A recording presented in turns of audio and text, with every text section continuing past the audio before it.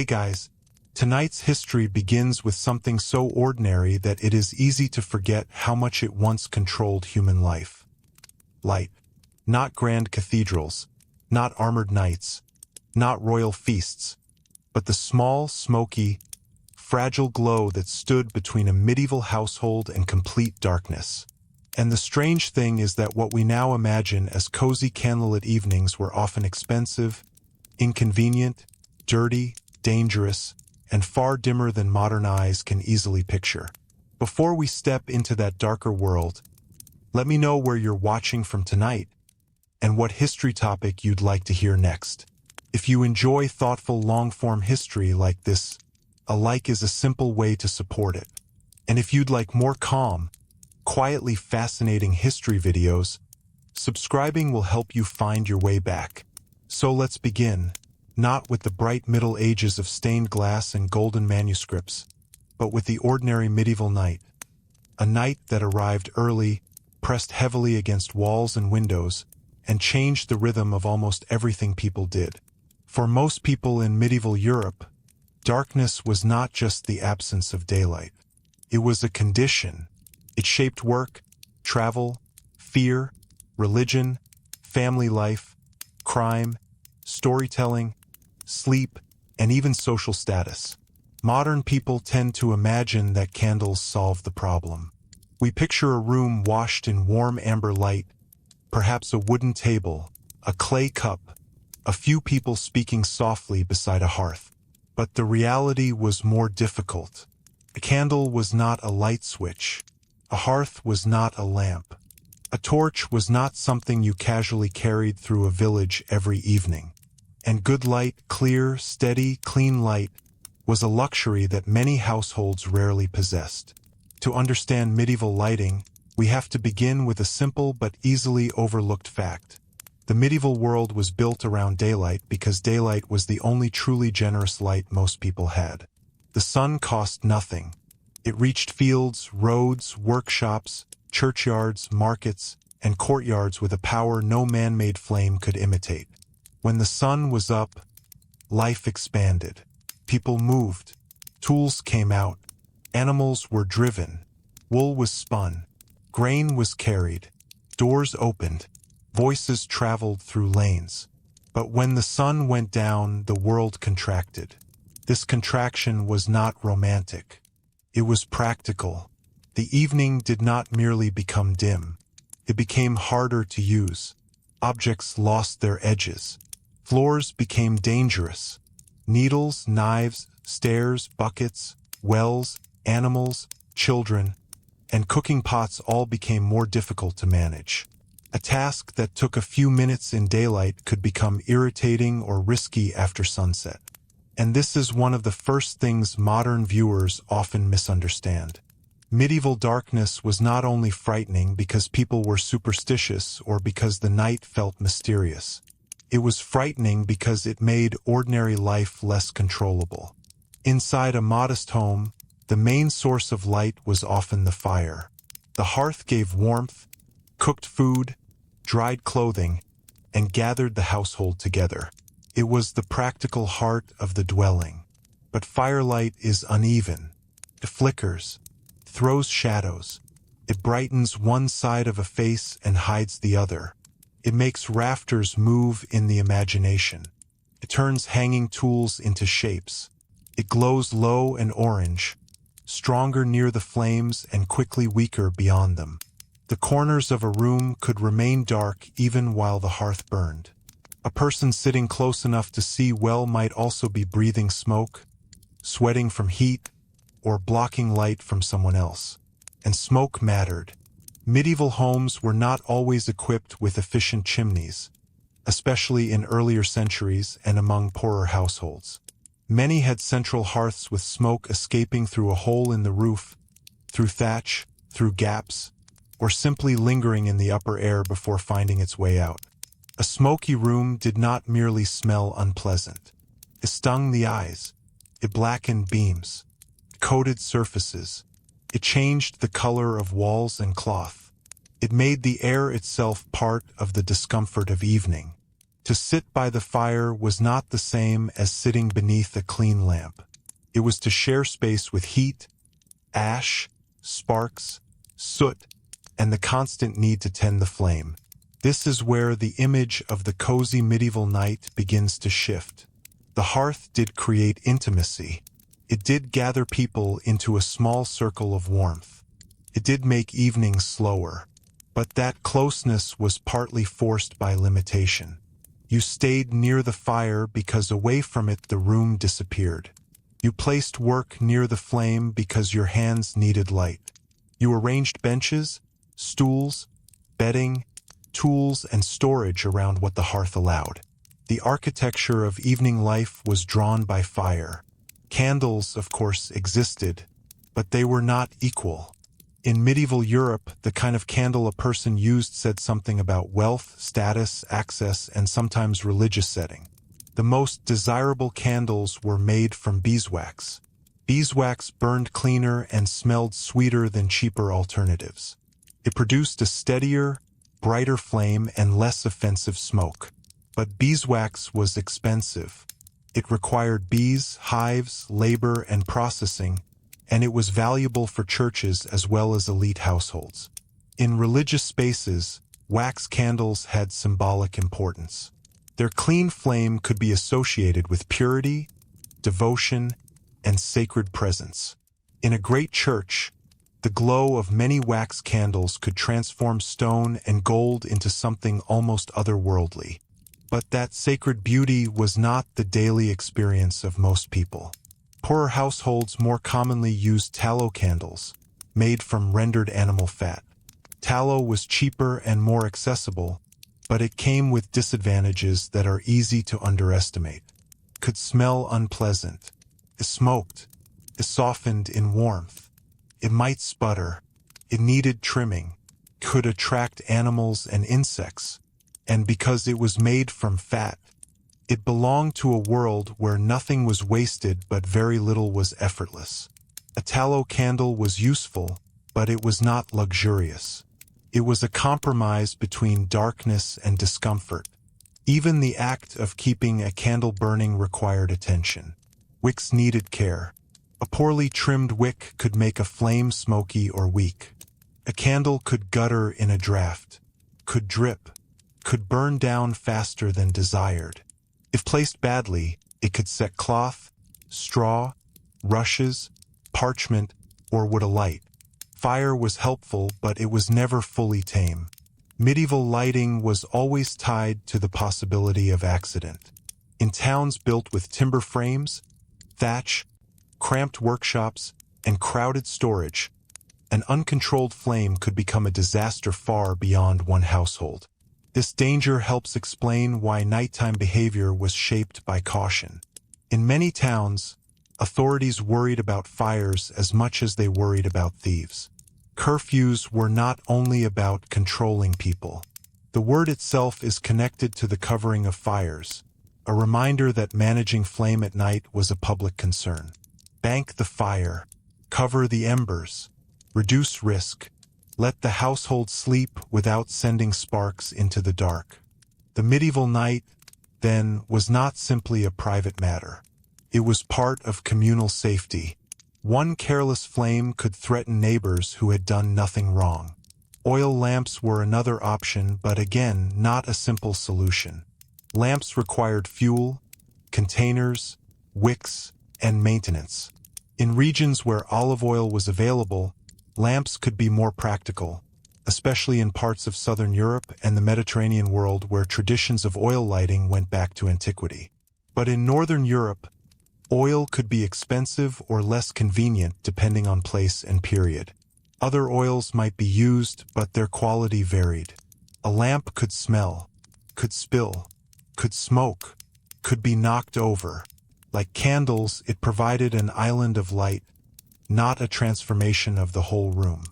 Rushlights offer one of the most revealing examples of everyday medieval lighting because they show how ordinary people solved problems with humble materials. A rushlight was made by taking the pith of a rush, drying it, and soaking it in fat or grease. It was cheap compared with candles, and for poorer households it could provide a little usable light. But the phrase "a little usable light" is important. Rushlights burned quickly. They were dim. They had to be prepared. They were practical but limited. Their existence tells us something essential about medieval life. People did not simply endure darkness passively. They adapted to it constantly, using whatever materials their environment, animals, labor, and household economy allowed. Yet adaptation did not remove difficulty. Imagine trying to repair a tool, nurse a child, find a dropped object, check whether food was cooked properly, read a manuscript, count coins, sew a seam, or identify a sound outside the door by such light. Some tasks could be done. Others were postponed. Many were slowed. The night divided activities into what was possible, what was inconvenient, and what was foolish. Reading is an especially important example because modern people often picture medieval scholars and monks working peacefully by candlelight late into the night. Some did, but reading by weak flame was difficult and tiring. Manuscripts were expensive objects, and their pages did not glow like screens. Ink, parchment, script style, eye strain, and flickering light all mattered. A scribe or reader needed good conditions, and good conditions cost money. In monasteries and wealthy households, better lighting could be arranged, but even there it was not infinite. Light had to be paid for, made, stored, carried, and justified. This is one reason daylight hours were so precious in religious and intellectual communities. The rhythm of monastic life was shaped by prayer, labor, reading, and the hours of the day. Artificial light could extend work, but not without cost. The idea of the night as a productive space was constrained by fuel. To burn a candle was to consume value. Every flame ate material. It reduced a household's stored resources minute by minute. That is very different from the modern assumption that illumination is almost free once the room is wired. And the cost was not only financial. It was sensory. Medieval lighting often made people live with smell. Tallow, smoke, resinous torches, oil, damp wood, singed wick, and the heavy breath of enclosed rooms could mingle with the smells of animals, food, bodies, leather, wool, straw, and earth. The past did not smell like a museum. Its nights were materially dense. Darkness came with odor, heat, and texture. It touched the throat and eyes as much as the imagination. Windows did not solve the problem after sunset, and during the day they presented their own compromises. Glass existed, but it was expensive and unevenly distributed. Many ordinary homes had small openings, shutters, oiled cloth, horn panels, or other imperfect ways of admitting light while keeping out weather. A larger opening meant more light, but also more cold, wind, insecurity, and loss of heat. In winter, especially, the desire for daylight competed with the need to stay warm. The medieval household often had to choose between brightness and comfort. This choice becomes more important when we remember how long winter nights could be in Northern Europe. In December, darkness arrived early and stayed. Agricultural work slowed in some ways, but household work continued. Animals still needed care. Food still had to be prepared. Tools still had to be maintained. Children still woke. Illness still came. People did not stop living because the sun had gone. They lived in a narrower band of visibility. Winter also exposed inequality. A wealthy household could afford more candles, better fuel, larger hearths, perhaps servants to tend them, and rooms arranged for greater comfort. A noble hall filled with torches or candles could look impressive, even magical. But that brightness depended on labor. Someone had to make or purchase the fuel. Someone had to carry it. Someone had to light it, replace it, trim it, clean up after it, and watch for danger. Luxury did not eliminate the work of light. It transferred much of that work onto others. In elite spaces, lighting could also be political. A well-lit feast was a display. A lord who could fill a hall with flames was showing command over resources. Candles on tables, torches along walls, metal holders, polished surfaces, and reflective vessels all multiplied the impression of wealth. Light became part of hospitality and authority.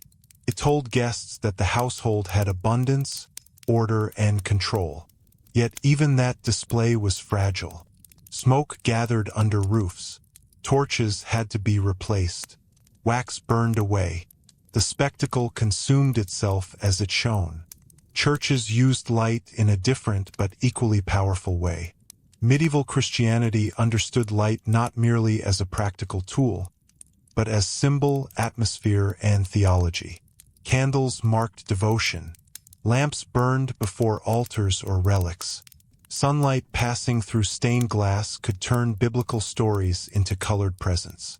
The contrast between a dark nave and a glowing altar could shape emotion without a single spoken explanation. For worshippers used to dim interiors and dark evenings, sacred light had a force that modern electric brightness can make hard to feel. But here again, the deeper story is not simply that medieval churches were beautiful. It is that light was rare enough to be meaningful. A candle mattered because darkness was familiar. A bright altar mattered because most homes were not bright. A procession with flames mattered because movement through night was otherwise uncertain. Symbolism worked partly because material life made it believable.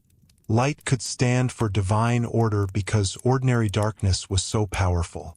Outside the home, night altered the landscape. Roads that were manageable by day became risky after dark. Ruts, stones, mud, streams, roots, animals, and uneven ground could be difficult to see. Travel at night was possible, but often avoided unless necessary. Moonlight helped, but moonlight is changeable. A full moon on a clear night could make a road visible enough for careful movement. A cloudy, moonless night could erase distance. In a world without streetlights, darkness did not simply cover the road. It removed confidence from the traveler. Towns sometimes had forms of night watch, lanterns, or regulations about carrying lights, but medieval streets were still very different from modern illuminated cities. A lantern did not flood a street. It gave a moving circle of visibility. Beyond it, walls, doorways, alleys, and corners remained uncertain. The person carrying the light could see a little, but could also be seen from far away. That created another quiet tension. Light protected you, but it also announced you. This is one of the subtle contradictions of medieval lighting. To have light was to gain control over your immediate surroundings, but also to become visible in a dark world. A candle in a window, a lamp in a doorway, a torch in a street, each could guide, warn, invite, expose, or betray. Light was never neutral. It created relationships. It told others someone was awake. It marked wealth. It indicated movement, could reassure neighbors or attract attention. Crime and fear at night were shaped by this uneven visibility. Medieval people were not foolishly terrified of darkness in some childish way. They had practical reasons to be cautious. Darkness made identification harder, concealed movement. It increased the danger of theft, assault, accident, and getting lost. It also blurred the boundary between natural and supernatural explanation. When a sound could not be seen, imagination filled the gap. But imagination was not working alone. It was working with real sensory deprivation. Animals added to the soundscape. Dogs, pigs, horses, cattle, birds, rodents, and insects all had their own movements and noises. A village at night was not silent. A town at night was not peaceful in the modern sense. There could be creaking wood, shifting animals, distant voices, wind, bells, coughing, footsteps, dripping water, and the crackle of embers. Without steady light, sound carried more emotional weight. A noise outside a door could be nothing, could also be someone or something that required attention. Bells helped structure time when visual cues disappeared. In many communities, church bells marked hours, prayer times, danger, curfew, and communal rhythm. The sound of a bell at night could be practical and spiritual at once. It reminded people that time continued even in darkness. It connected separate households into one listening community. Where sight failed, sound organized life. Sleep itself was shaped by this environment. Historians have discussed the possibility that in pre-industrial societies, sleep was often divided into phases, with a first sleep and second sleep separated by a period of wakefulness during the night. The evidence varies by time and place, and we should be careful not to turn it into a universal rule. But it does remind us that modern expectations of sleep are not timeless. In a world where darkness lasted long hours and artificial light was limited, nighttime could include prayer, quiet conversation, household tasks, intimacy, worry, or simply wakeful waiting before sleep returned. This makes medieval night feel less empty. It was not just a blank stretch between sunset and dawn. It had its own practices. People might bank fires, check animals, secure doors, tell stories, pray, mend something if light allowed, tend the sick, or lie awake listening. The household became smaller, closer, and more vulnerable. The outside world did not disappear, but it became harder to read. And in that difficulty, we begin to see why lighting mattered far beyond convenience. It was tied to authority, religion, economy, gender, labor, class, and fear. Women spinning, sewing, cooking, nursing, and managing domestic tasks depended on available light. Craftsmen needed daylight for precision. Merchants needed visibility to count and inspect. Monks needed candles for liturgy and reading. Watchmen needed lanterns. Lords used brightness to display power. The poor stretched weak light as far as it would go. Even time itself felt different when light was scarce. Today, evening can be extended almost without thought. Work continues under LEDs. Shops glow. Streets remain active. Screens create private daylight at midnight. But in the medieval world, sunset imposed a negotiation. What must be done now? What can wait until morning? Is it worth burning a candle? Is the fire safe? Is there enough fuel? Should the door be opened? Who is outside? What sound was that? These questions were not dramatic. They were ordinary, and that is precisely why they mattered. The difficulty of medieval lighting was not always a spectacular hardship. It was a constant small pressure, repeated every evening, woven into the practical intelligence of daily life. The more closely we look, the less medieval darkness appears as a simple absence, and the more it appears as a force that organized behavior. It decided where people sat when they worked, how they prayed, how they traveled, what they feared, and what they valued. It made a beeswax candle precious, a hearth central, a lantern useful, a moonlit road welcome, and a bright church unforgettable. And yet, to understand the full weight of that world, we need to move even closer now, away from the general idea of medieval darkness, and into the small physical details of how people actually made light. The fat, the wax, the rushes, the lamps, the smoke, the labor, and the quiet household calculations that began long before a flame was ever struck. That quiet household calculation began long before dusk, because medieval light was not something that simply appeared when needed. It had to be prepared in advance, drawn out of animals, plants, insects, fields, hives, kitchens, workshops, and markets. A flame at night was the final moment in a much longer chain of labor. By the time someone lit a wick beside a table, many hands and materials had already been involved, and that is one of the reasons artificial light felt so different from modern light. It was not an invisible service. It was a thing made from the world. For a poor or modest household, the first question was often not what kind of light would be pleasant, but what kind of light could be spared. Fat from slaughtered animals might be needed for cooking, preserving, greasing tools, softening leather, or other household uses. Beeswax, if available at all, might be too valuable for ordinary evening tasks. Oil might be costly, seasonal, or regionally scarce. Wood could be burned, but wood was also fuel for heat and cooking, and gathering or purchasing it required effort. Even rushes, which grew in wet places and might seem almost free, still had to be cut, dried, peeled, soaked, stored, and handled.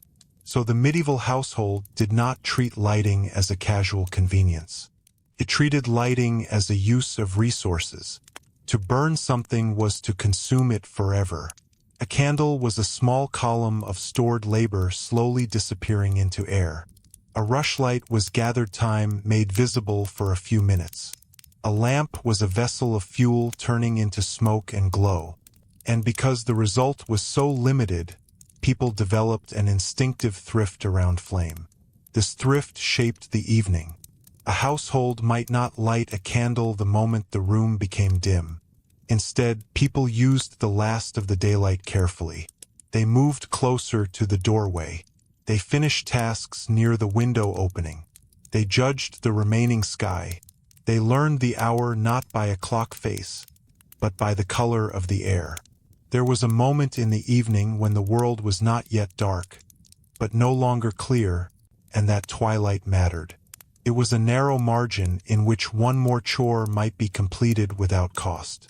Twilight also had its own atmosphere. In the fields, workers could still see broad shapes but not fine details.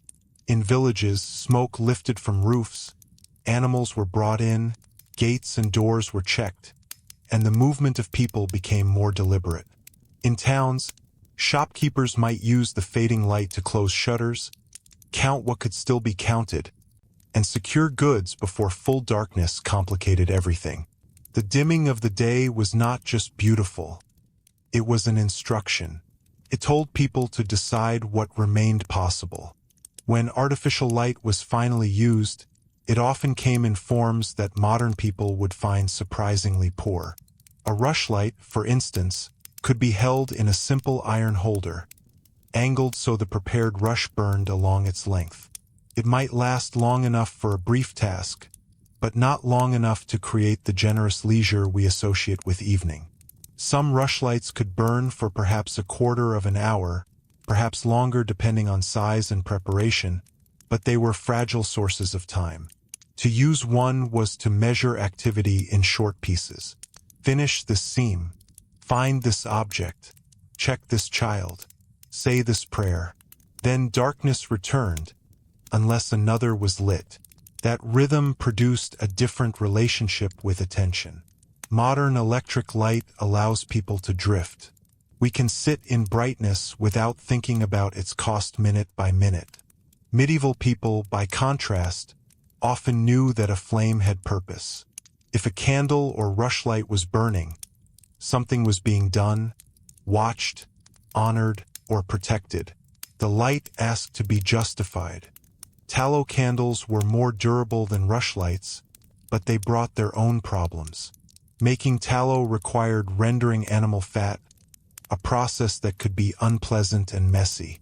The quality of the fat, the preparation, and the wick all affected the candle. A badly made tallow candle might smoke heavily or smell rancid. Even a useful one was not necessarily something a household wanted burning more than necessary. The flame might illuminate a face or a bowl, but it could also remind everyone in the room of slaughter, grease, smoke, and scarcity. The wick itself was a small but important technology. A wick that burned poorly could make the candle wasteful. Before later improvements, many wicks needed regular trimming to prevent the charred portion from interfering with the flame. This meant that good lighting required not only fuel but attention.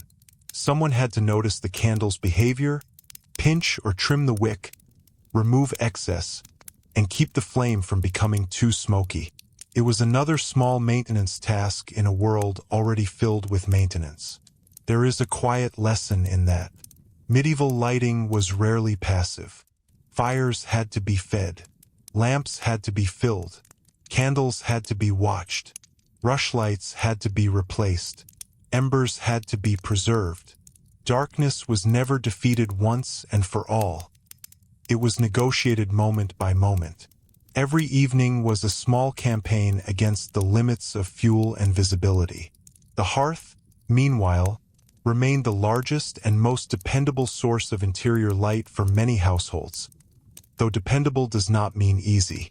A fire had to be started, or more commonly, maintained from embers. Preserving embers was often easier than making new flame from nothing. Before matches, kindling a fire required skill, dry material, and patience. Flint and steel could produce sparks, but sparks were not flames. They had to catch in tinder, then feed into kindling, then grow into fire. Dampness could frustrate the process. Poor fuel could smoke without burning well. A household that let its fire die at the wrong time might face real inconvenience. This made embers valuable. At night, a fire might be banked, covered carefully with ash to preserve heat until morning. The household did not necessarily want a blazing fire through the night, because that consumed fuel and increased danger. But it did want the hidden life of the fire to survive. In the morning, those buried coals could be coaxed awake, saving work and time. The night, in this sense, did not fully extinguish the day. It held a small red memory of it under ash. That image can feel poetic, but for medieval people it was intensely practical. A dead hearth in winter could mean cold hands, delayed cooking, and difficulties starting the day. A neglected hearth could mean fire. The right balance required experience. Enough ash to quiet the embers, enough air for them not to die, enough care that sparks did not escape. The management of light and heat was a household skill, passed through practice rather than written instruction for most people. And because lighting required skill, the burden of it fell unevenly across society. In many ordinary homes, women and servants likely carried much of the daily responsibility for maintaining the fire, preparing food, managing domestic tasks, and stretching light into useful work. In elite households, servants tended lamps, torches, fireplaces, and candles so that others could enjoy brightness without confronting its labor directly. The noble guest saw the hall glowing. The worker saw the supply of fuel, the dripping wax, the smoky torch, the risk of falling embers, the cleaning afterward. This hidden labor is easy to miss because history often preserves the impressive scene rather than the maintenance behind it. Chronicles may describe a great hall, a feast, a ceremony, or a church glowing with candles. Inventories may list candlesticks, lamps, wax, and torches, but the daily work of trimming, carrying, scraping, watching, and replacing light often remains in the background. Yet without that work, the impressive scene could not exist. Torches are a good example of the gap between imagination and reality. In films, medieval torches are everywhere. People carry them down corridors, through forests, into castles, along roads, and across courtyards as though they were simple portable flashlights. Real torches existed, of course, but they were not always convenient. They could be smoky, hot, messy, and dangerous. They burned fuel quickly. They dropped sparks or pitch. They could be awkward indoors. They were useful for movement, ceremony, watch duty, and large spaces, but they were not the ordinary answer to every dark corner. A torch also changes the person carrying it. One hand is occupied. The flame is near the face. Smoke may blow into the eyes. In wind or rain, it may behave unpredictably. In a narrow passage, it may brush too close to wood, cloth, or thatch. A torch gives more dramatic light than a small candle, but it brings dramatic problems with it. This light is aggressive, unstable, and public. It belongs more naturally to outdoor movement, processions, guards, and large halls than to quiet domestic comfort. Lanterns offered a safer and more controlled way to carry light. A flame enclosed in a frame, protected by horn, thin scraped material or later glass, could be moved with less risk of being blown out. Horn lanterns were particularly important because horn could be softened, split, scraped thin, and made translucent. It did not provide the clarity of modern glass, but it protected the flame and softened the light. A lantern made the darkness portable, in a sense. It allowed a person to carry a small boundary of visibility through a larger, uncertain world. But again, the boundary was small. A lantern did not reveal everything. It illuminated the ground close by, the hand, the latch, the immediate path. It may have made a face visible at short distance. Beyond that, darkness remained. In a medieval street, a lantern could help someone avoid a ditch or step, but it could not turn night into day. The person walking with it still moved through uncertainty. Their light was a bubble, not a shield. Inside castles, monasteries, and larger houses, lighting could be more elaborate, but not necessarily more comfortable in the way modern people imagine. Large halls might use wall sconces, cressets, candles, torches, or central fires. Metalwork could support multiple flames. Reflective surfaces might increase the impression of brightness. But high ceilings swallowed light. Smoke rose and gathered. Corners remained dim. Servants moved in and out of shadow. A large medieval hall at night may have felt magnificent, but also uneven. Pools of light, black rafters, glowing faces, dark spaces between. The same was true in churches, though with a different emotional effect. The dimness of a church could make each flame more meaningful. A candle burning before an image or relic did not compete with electric brightness. It stood out against deep stone shadow. The gold of an altar or the surface of a reliquary could catch and multiply the flame. In such spaces, the smallness of light became part of its power. The eye moved toward brightness because there was not much of it.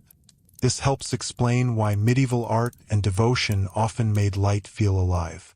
Gold leaf in manuscripts and altarpieces was not merely decorative. In flickering candlelight, it could shimmer, changing as the viewer moved. A painted halo, a gilded initial, or a polished shrine did not need bright illumination to work. It was designed for a world of changing light. What looks flat behind museum glass may once have glinted in a dim chapel, making the sacred seem to appear and withdraw. There is an important reversal here. Modern people often think medieval spaces were dark because people did not know how to make them brighter. But medieval builders, artists, and householders were often working intelligently within limits. They understood how to use contrast. They placed windows, flames, reflective materials, and sacred objects in ways that made available light meaningful. Darkness was not always merely a failure. Sometimes it was part of the design. The difficulty was that this design depended on accepting scarcity. In ordinary homes, however, scarcity was less symbolic and more stubborn. A family might choose to do certain jobs in daylight not because evening work was impossible, but because it was inefficient. Spinning could be done in dimmer conditions than fine sewing. Coarse work could continue when detailed work stopped. Food could be eaten by firelight, but careful preparation might need better visibility. Children could be told stories in the dark, but a lost needle could vanish until morning. The household schedule followed the hierarchy of sight. That hierarchy affected crafts and trades as well. A blacksmith had firelight from the forge, but judging metal, tools, edges, and color required practiced eyes. A baker worked in relation to ovens, embers, and heat, but measuring and preparing still benefited from daylight. A weaver, tailor, scribe, painter, or metalworker depended heavily on visibility. In winter, Shorter days could mean shorter productive hours unless fuel and lighting costs were worth the extension. This did not halt the economy, but it shaped its rhythm. Urban workshops sometimes pushed against the limits of daylight because demand required it. A merchant preparing goods before a market day, a craftsman completing an order, or a household brewing, baking, or preserving might extend work into evening. But such extension was never free. It consumed candles or oil. It increased fire risk. It exhausted the eyes. It demanded concentration in poorer conditions. In the medieval economy, darkness was not merely atmospheric. It was a constraint on productivity. And yet, people were not helpless before it. They organized around it. They rose earlier. They worked seasonally. They clustered tasks. They used apprentices, servants, children, and household members to make the most of daylight. They arranged tools near openings. They sat close to doors when the weather allowed. They used pale surfaces, polished metal, or whitewashed walls where possible to reflect light. They adjusted their expectations. The medieval world was not inefficient simply because it was darker. It was efficient according to different limits. One of the most intimate places where these limits appeared was at the table. Eating after dark could be simple or elaborate depending on status, but in many homes, the meal was not lit as generously as a modern dinner. People knew the bowls, trenchers, knives, cups, and benches by familiarity. They ate foods whose textures and smells were familiar. They leaned on memory as much as sight. In a dim room, the body learns where things are. Hands become cautious. Movements become practiced. A household that lived together knew how to share space without seeing everything clearly. This could create closeness, but also discomfort. Crowded rooms, smoke, low light, animals nearby, damp clothing, children, elders, servants, and stored goods all compressed life. Privacy was limited. If someone was sick, their suffering unfolded in the same dim interior where others cooked, slept, and worked.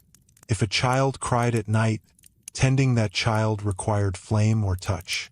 If an older person needed help, someone had to judge whether to light a candle or manage in darkness. Small decisions carried emotional weight because fuel was not endless. The sick room especially reveals the problem of medieval lighting. Illness often arrived or worsened at night, as it still does. Fever, childbirth, injury, coughing, pain, and fear did not wait for daylight.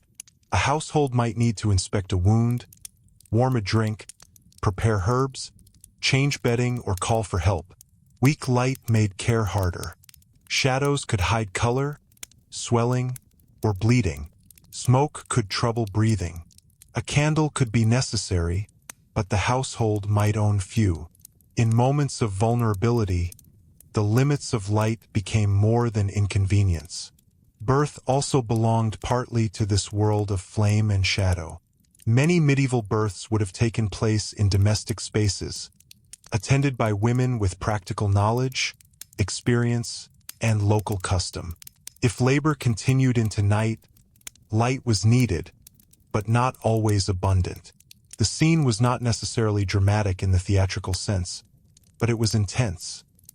Bodies, heat, whispered instruction, water, cloth, prayer, fear, endurance, and some small flame trying to make the necessary visible. Here, light was not decorative. It was care. Death, too, was lit. Candles around the dying or the dead carried practical, emotional, and religious meanings. A flame might help watchers keep vigil. It might honor the soul. It might mark a threshold between the ordinary and the sacred. In a world where night already felt close to uncertainty, the candle beside a deathbed had a special gravity. It stood against darkness, but also accompanied someone into it. That is very different from the way modern lighting hides death beneath clinical brightness. Medieval flame did not erase the mystery. It made a small circle around it. This connection between lighting and spiritual life extended beyond the household. Candles were offerings. People gave wax to churches, funded lights before saints, and used flame in rituals of memory and devotion. To provide light for a sacred image or altar was to participate materially in worship. It was also a form of status and hope. A person might not be able to transform the whole world, but they could pay for a candle to burn in a holy place, turning wealth or sacrifice into visible prayer. Wax therefore became more than wax. It was economy, devotion, and symbol at once. Beekeeping mattered not only for honey, but for the production of a material central to religious light. The clean burn of beeswax made it especially suitable for liturgical use. In churches, where smell, purity, and symbolism mattered, wax held a privileged place. The candle became a theological object as well as a practical one. But the demand for wax also reveals inequality. The same material that could fill a church with sacred glow might be unavailable to the poor for ordinary nights. A peasant might see more high-quality candlelight in church than at home. That contrast would not have been accidental. It reinforced the church as a place where earthly scarcity was transformed into spiritual abundance. It also made the return home feel materially different. Sacred light and domestic light belonged to the same world, but not to the same level of access. The medieval year intensified these contrasts. Feast days, vigils, winter festivals, funerals, processions, and religious ceremonies used light in ways that stood out precisely because everyday nights were dark. A procession of candles through a town was not a charming aesthetic choice. It was a moving claim against darkness. It gathered people into shared visibility. It made community visible to itself. It turned streets that were normally uncertain after sunset into temporary corridors of meaning. Yet the practical hazards remained. Large numbers of flames required coordination. Candles dripped. Torches smoked. Crowds moved. Children watched. Cloth sleeves, banners, wooden structures, and thatched roofs could be dangerously close to fire. Medieval people understood this tension. They did not live in innocent ignorance of flame's danger. They lived with danger because flame was necessary. This necessity shaped law and custom. Town regulations in various places addressed fires, curfews, ovens, hearths, candles, and night movement. The details differed widely, and we should not imagine one universal medieval rulebook. But the pattern is clear enough. Where buildings were close together and fire was common, communities had to regulate risk. A single household's light could become a public emergency.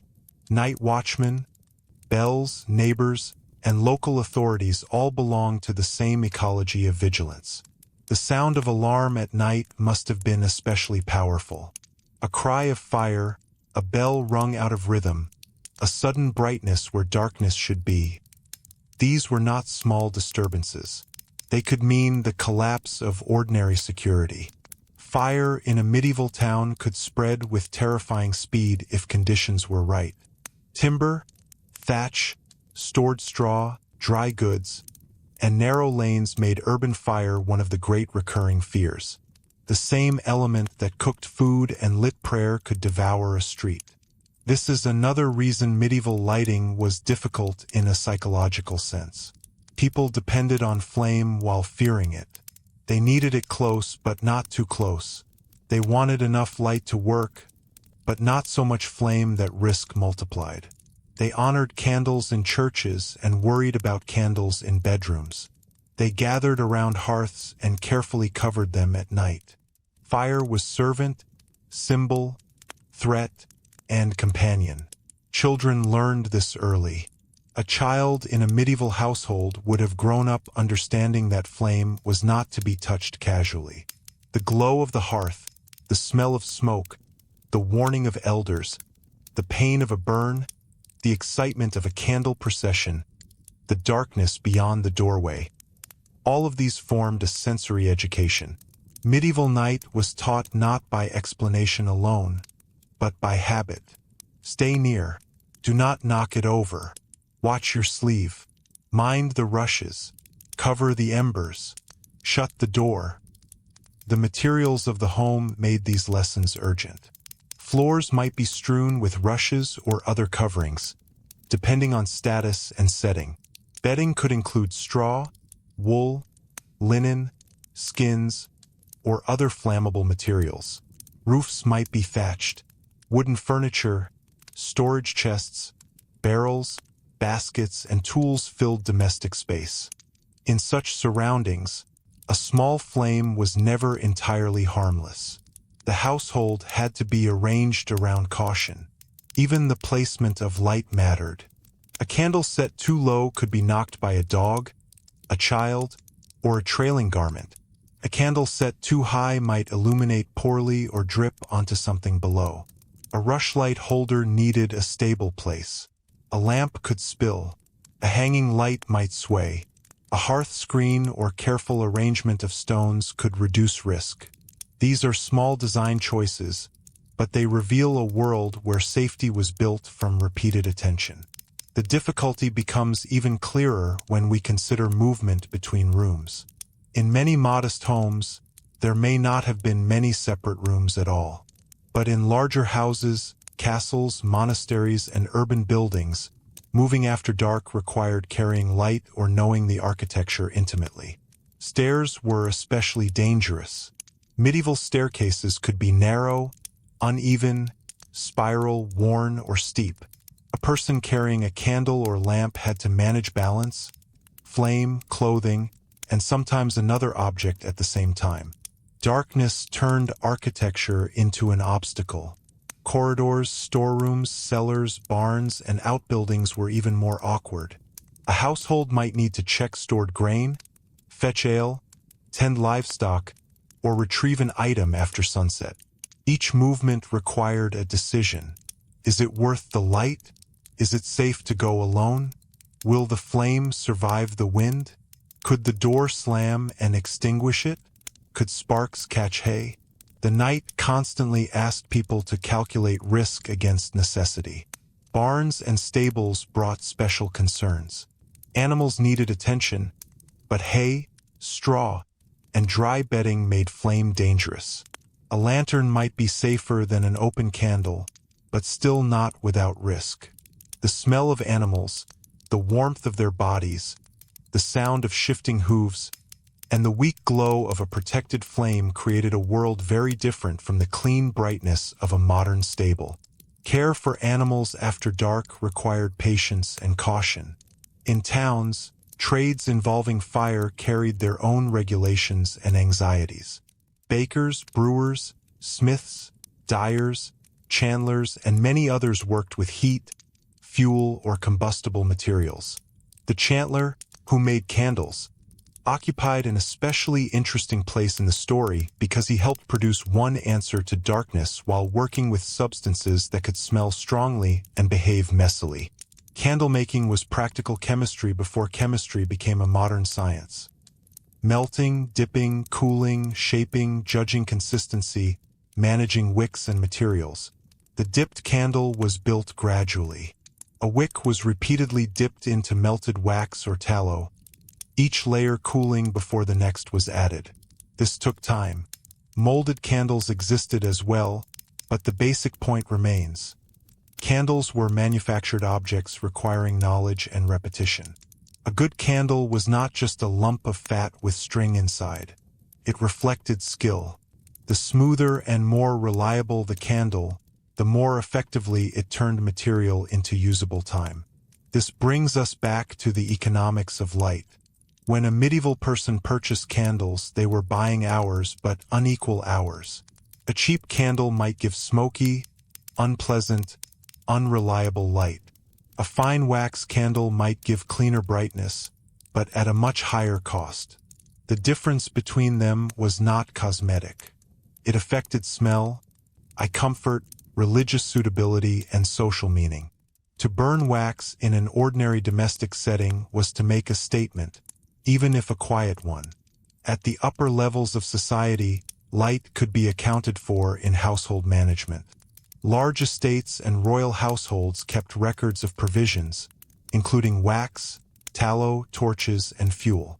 Such records remind us that magnificent medieval life was administrative.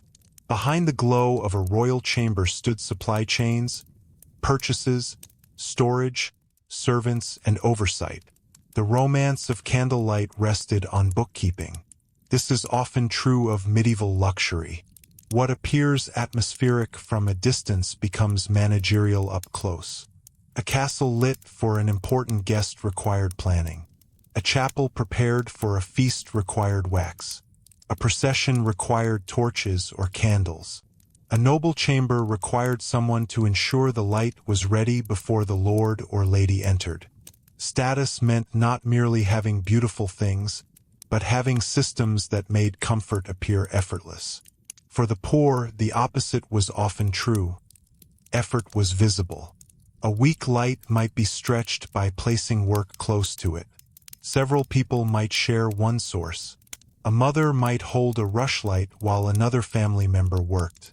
A child might be asked to sit still so as not to disturb the flame. Conversation might continue after work stopped because speech cost no fuel. Storytelling, memory, song, prayer, and silence all fitted the darkness better than fine manual tasks. This may help explain why oral culture remains so powerful. When light is limited, not all evening life becomes inactive. It becomes auditory.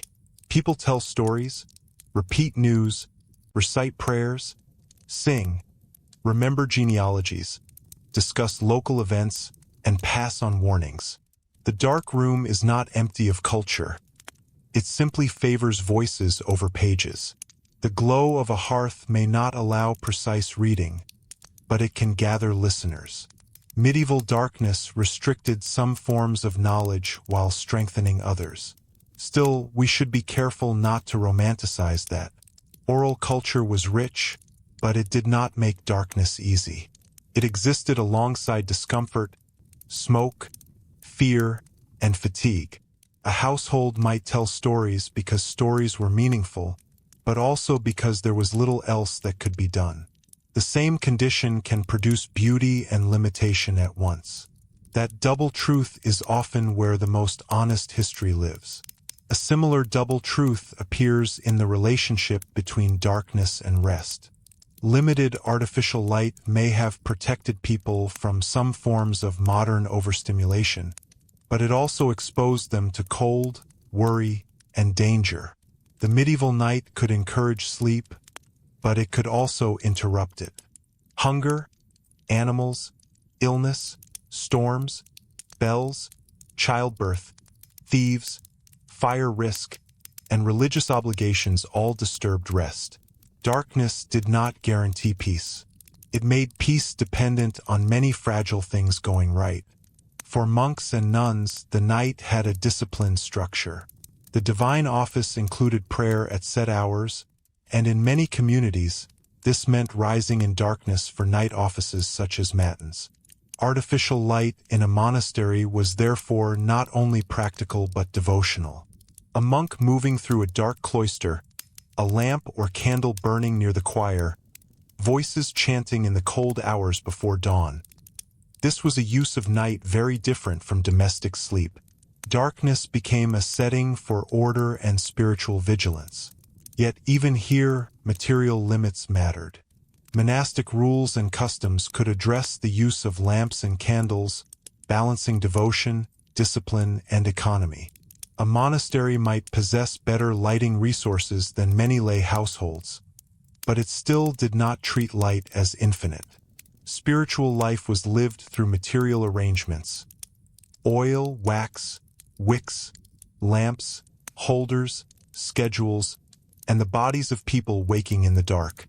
The night office also reveals how medieval Christianity transformed darkness without erasing it.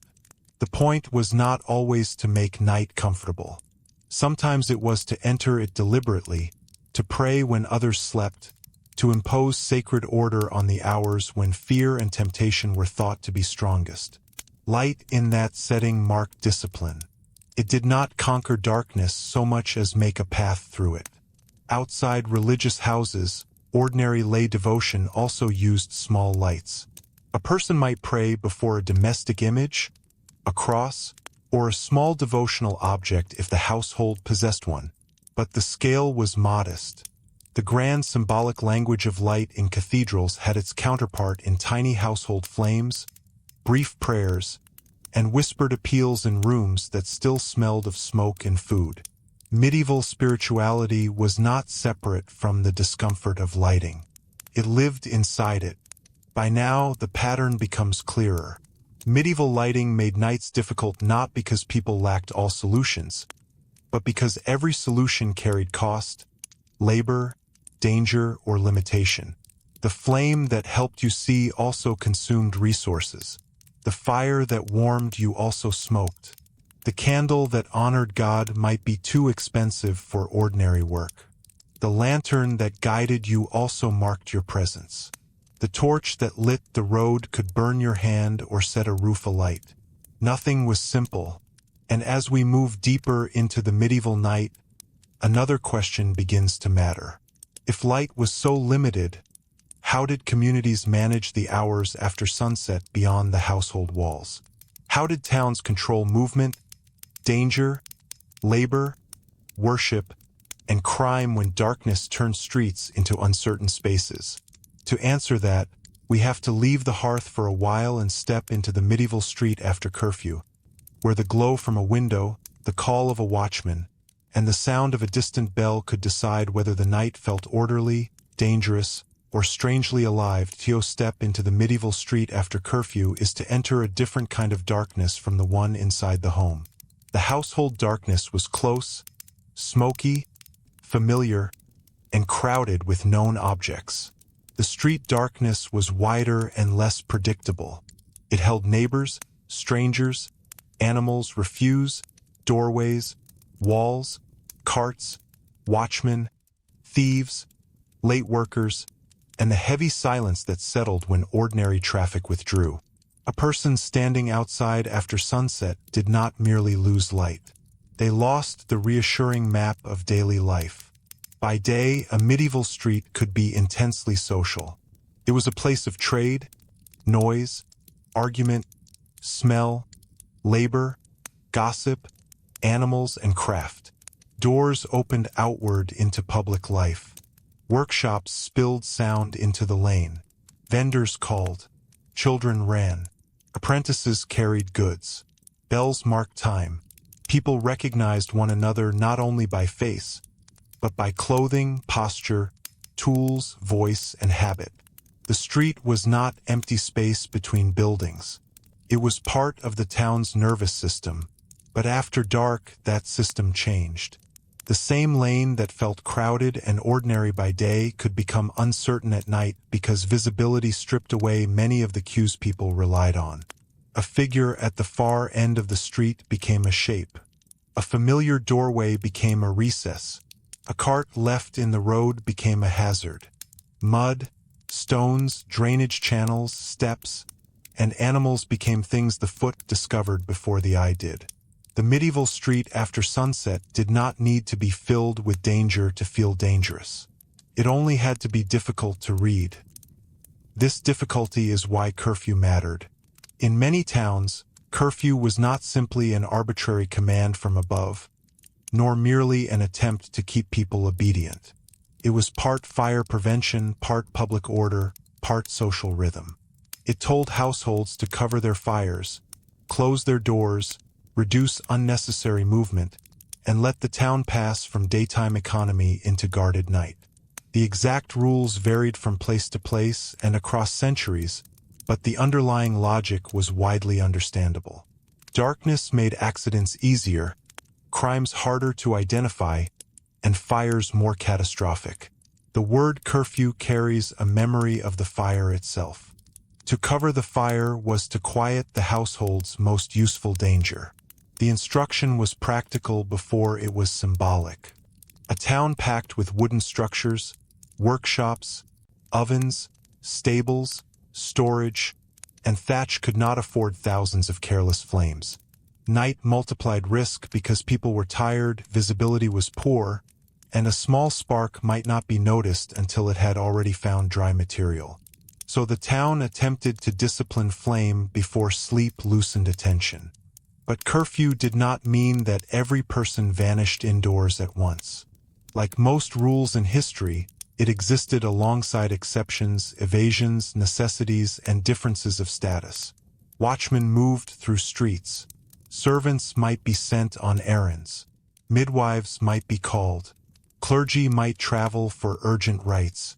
Physicians, messengers, guards, travelers arriving late, and certain laborers might have reason to be abroad. Inns, gates, bridges, and ports had their own rhythms.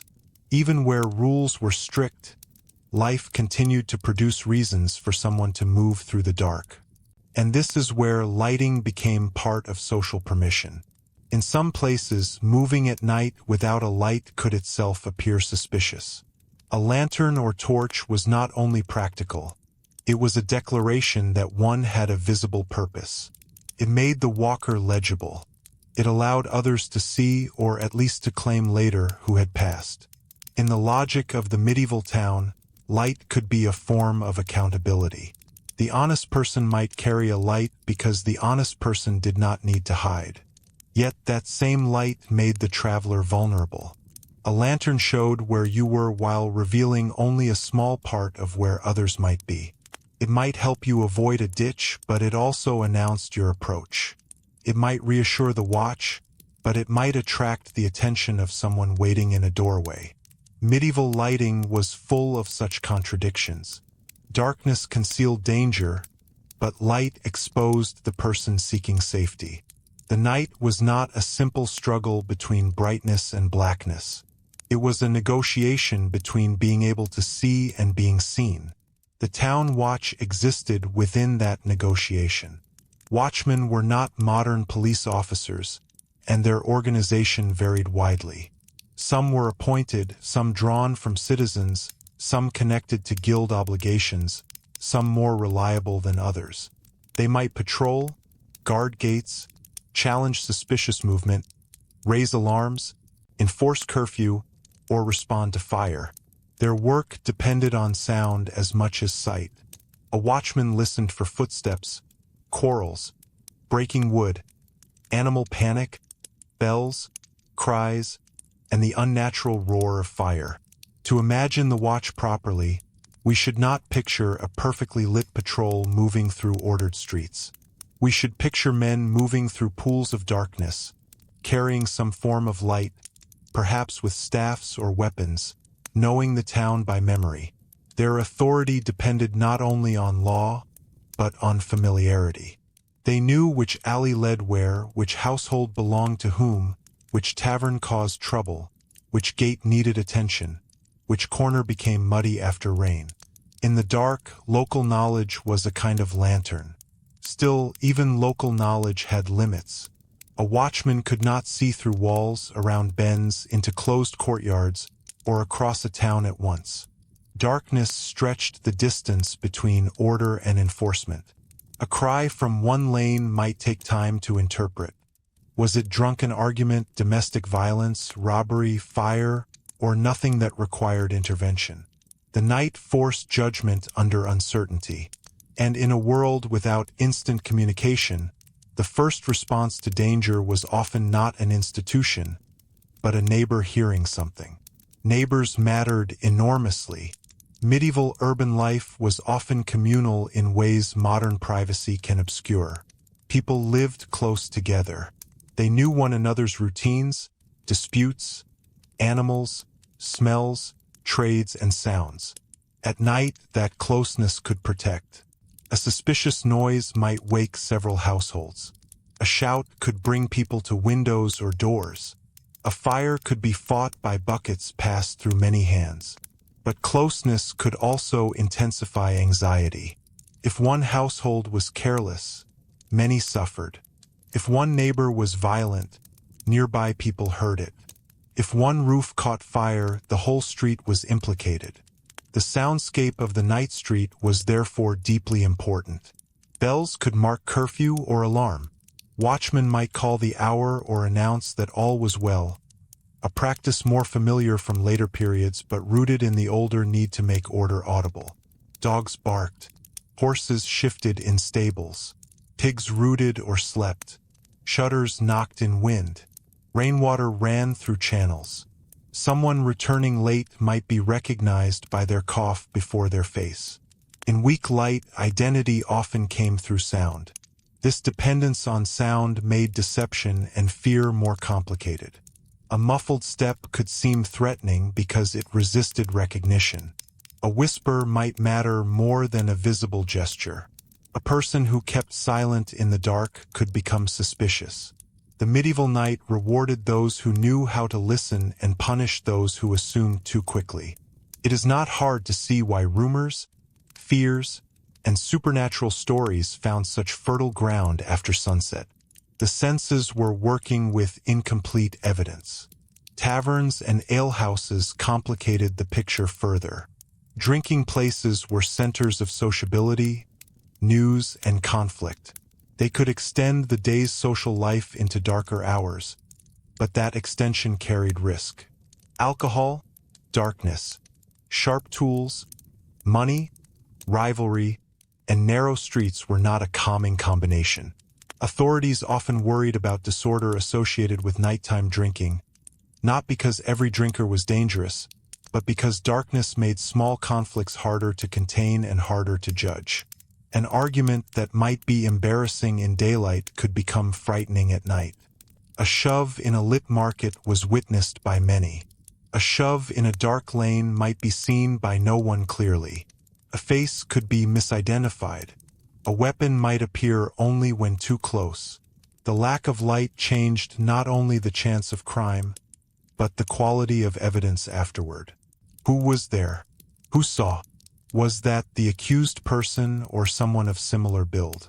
In a world where legal testimony often depended on reputation and witnesses, darkness could blur justice itself.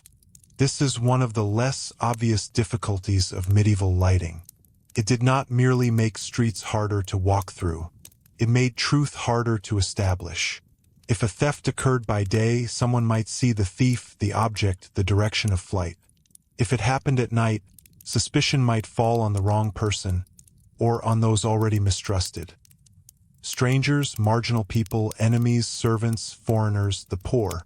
Darkness could magnify existing social tensions because uncertainty rarely distributes itself fairly.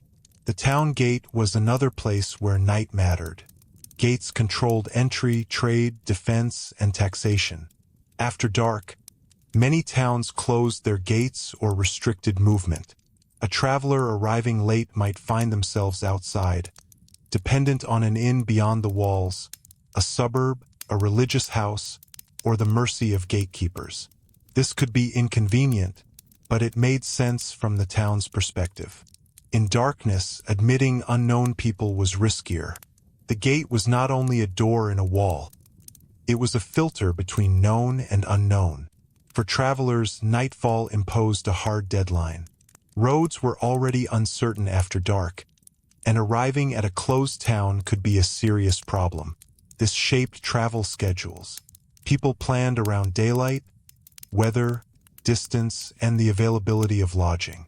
A journey was not measured only in miles, but in safe stopping places before the light failed. The medieval traveler had to think ahead because the night could narrow options suddenly. In rural areas, the absence of street lighting made the landscape even more dependent on moon, stars, weather, and memory. Paths between villages, fields, mills, churches, and manor centers could be familiar by day but treacherous by night. A person might know the general route, but mud, flooding, animals, branches, and uneven ground made each step uncertain. In open country, darkness could feel vast rather than crowded. The danger was not only human. It was losing the path, falling, injuring oneself, or meeting animals in conditions where reaction was slow. Moonlight deserves more attention than it usually receives. In a world without artificial brightness, the moon was a real aid, not merely a poetic object. A bright moon could change the possibilities of the night. It could allow travel, outdoor work, or social movement that would be foolish in total darkness. Calendars, seasons, and lunar phases mattered more when people depended on natural light. A clear moonlit night was different from a cloudy one in practical terms. It widened the world, but moonlight was unreliable. Clouds could remove it, trees could break it, urban walls could block it. A thin crescent did not offer what a full moon did. Snow could reflect it and make a winter landscape startlingly visible, while wet mud could swallow light. Medieval people understood these differences through experience.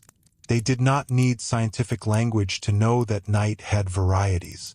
Some nights were passable. Some were dangerous. Some were almost beautiful. Some were nearly blind. Stars, too, mattered, though less for lighting ordinary streets than for orientation, imagination, and time.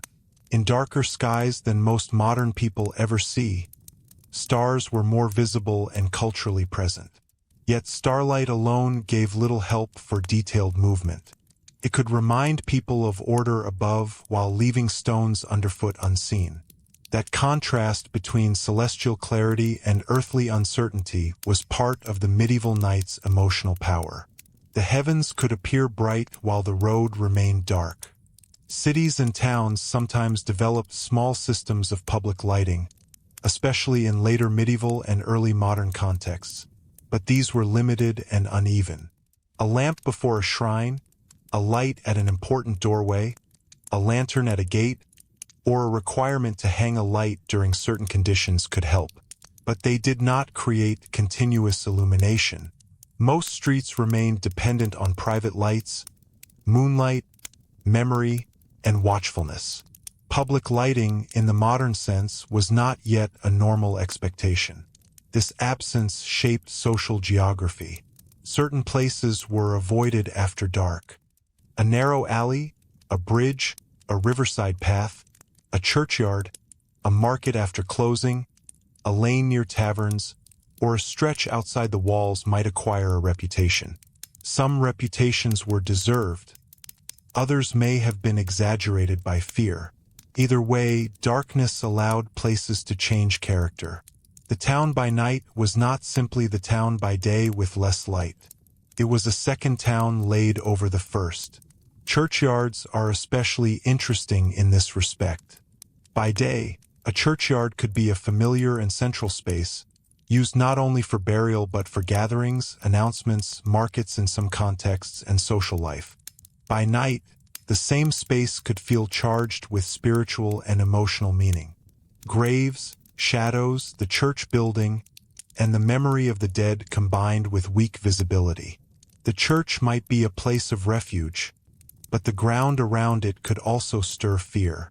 Again, medieval people were not irrational for feeling this. The darkness changed the evidence of the senses, and burial grounds carried real emotional weight. Bridges also mattered. A bridge concentrated movement, danger, and vulnerability.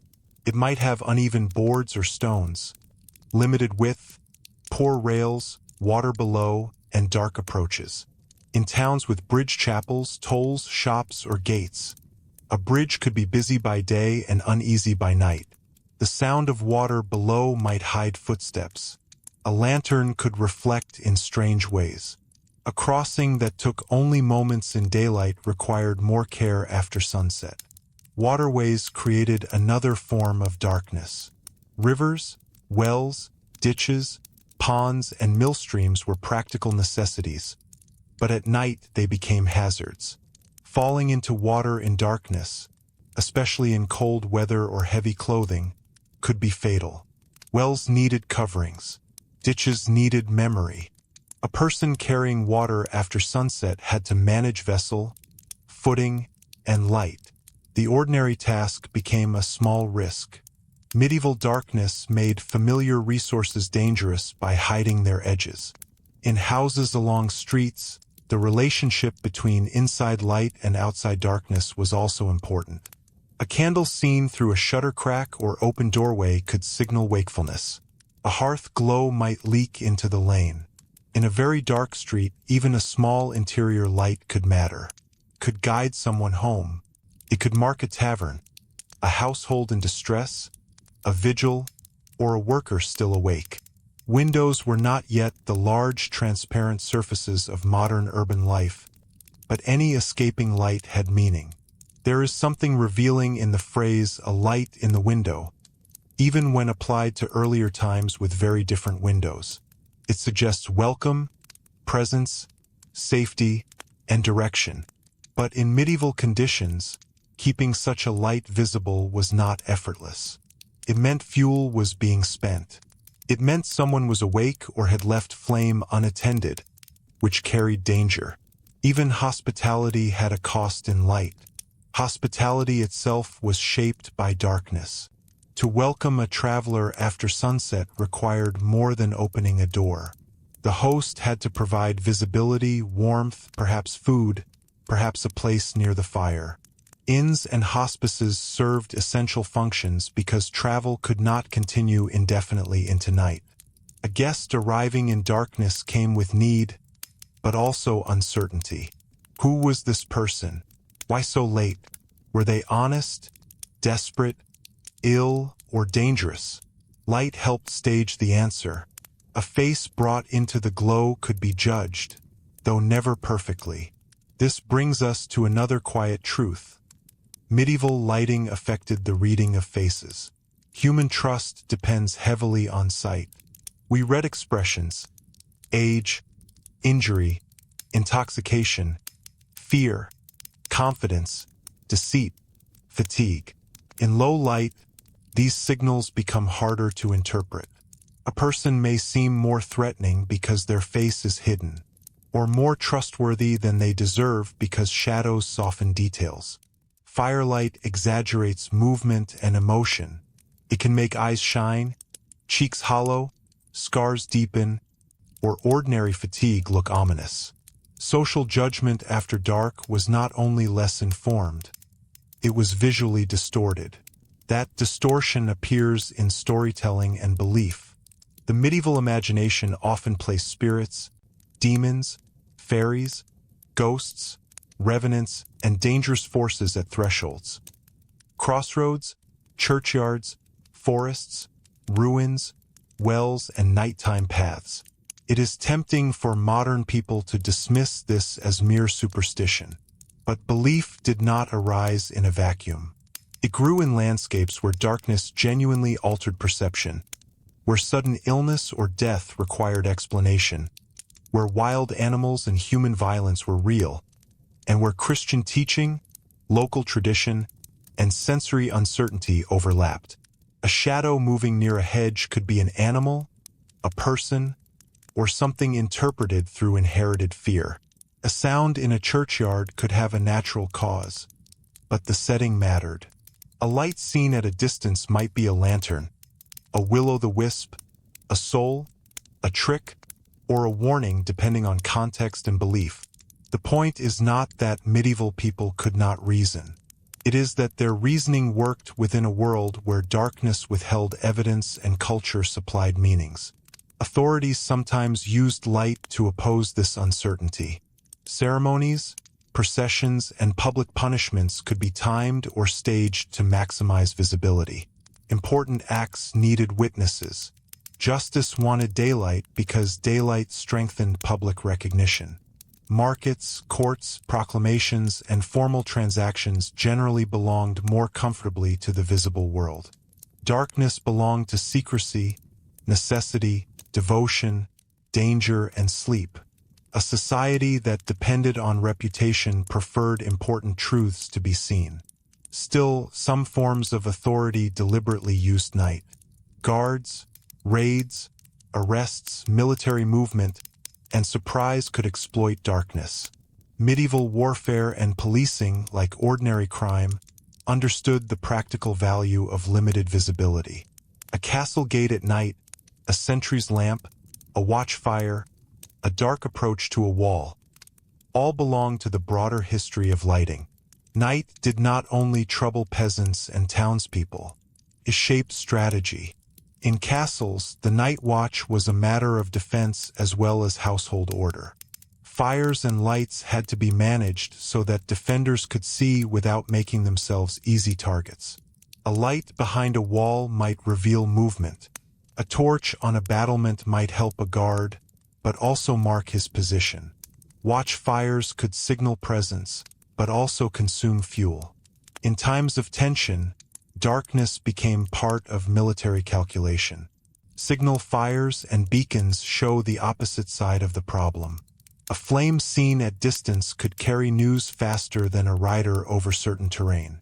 Beacons warned of invasion, danger, or urgent mobilization. Their power came from contrast. A bright point in darkness, visible from hill to hill. Once again, light mattered because darkness made it meaningful. A beacon in a world already flooded with electric illumination would lose much of its force. In the medieval night, it could command attention across miles. But for most people, the more common signals were smaller. A church bell, a shout, a lantern, a household glow, the sudden flare of fire where there should not be one. The medieval community at night was a listening and watching organism, not fully asleep even when most bodies rested. Its safety depended on a patchwork of habits. Covered fires, closed gates, watchmen, neighbors, dogs, bells, prayers, and the cautious use of flame. Dogs deserve a place in this story because they were living alarms. In villages, farms, and towns, dogs could detect movement before people did. Their barking might be annoying, useful, or frightening depending on the hour. A dog barking in daylight was one sound among many. A dog barking deep at night could wake suspicion. Was it a fox, a stranger, another dog, a thief, a traveler, or nothing? Without light, the question could remain unanswered. The dog extended the senses of the household beyond the wall, but it did not explain what it sensed. Animals also moved through towns in ways modern urban imagination often forgets. Pigs, horses, cattle, goats, chickens, and other animals could be present in or near streets, yards, and outbuildings depending on place and regulation. At night, an animal loose in a lane could create confusion. Hooves, grunts, snorts, and rustling might be mistaken for human movement, or human movement might be dismissed as animals. Darkness blurred categories. Street surfaces added to the difficulty. Many medieval streets were not smooth pavements in the modern sense. Some were paved in important areas. Others were packed earth, mud, stones, timber, or uneven surfaces shaped by traffic and weather. Drainage could be poor. Refuse, dung, straw, broken objects, and water might be present. Walking by weak light required care not only because of criminals, but because the ground itself was unreliable. The medieval night was as much underfoot as it was overhead. Rain made everything harder. A wet lantern could fail. A torch could sputter. Mud deepened. Reflections could mislead. Cold rain in darkness could turn a short walk into an ordeal. Wind could slam shutters, scatter sparks, carry smoke, or extinguish small flames. Snow, by contrast, could brighten the night by reflecting moonlight, but it also hid holes, stones, and ice. Weather changed the meaning of darkness every evening.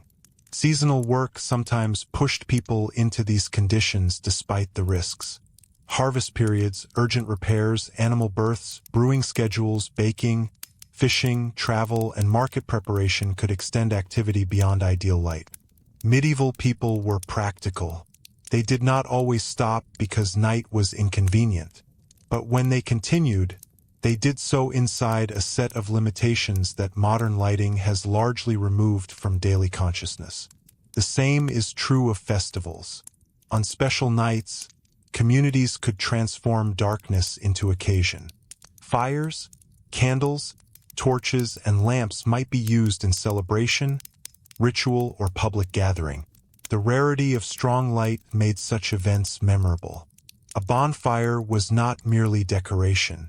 It was heat, spectacle, community, danger, and symbol. It drew bodies together. It made faces visible. It pushed back the night in a way one household could not. Bonfires could mark religious festivals, seasonal moments, or communal celebrations, depending on region and period. They show that medieval people did not only fear night. They used it.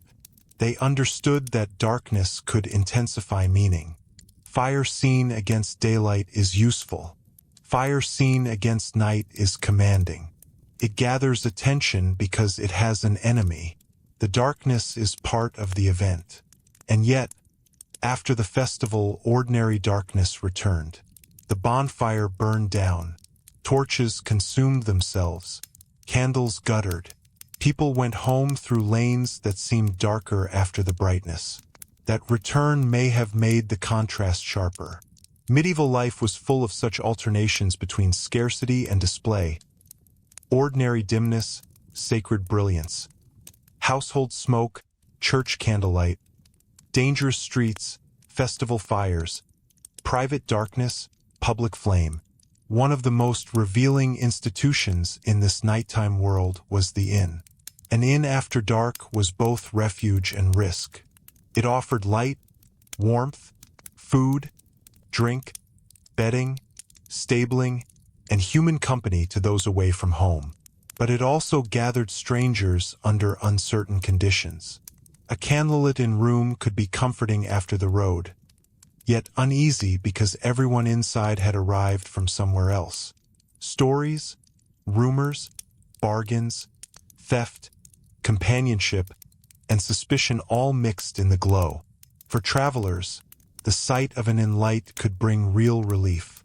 It meant the day's exposure might end. It meant a fire, perhaps a bowl of food, perhaps ale, perhaps news of the road ahead.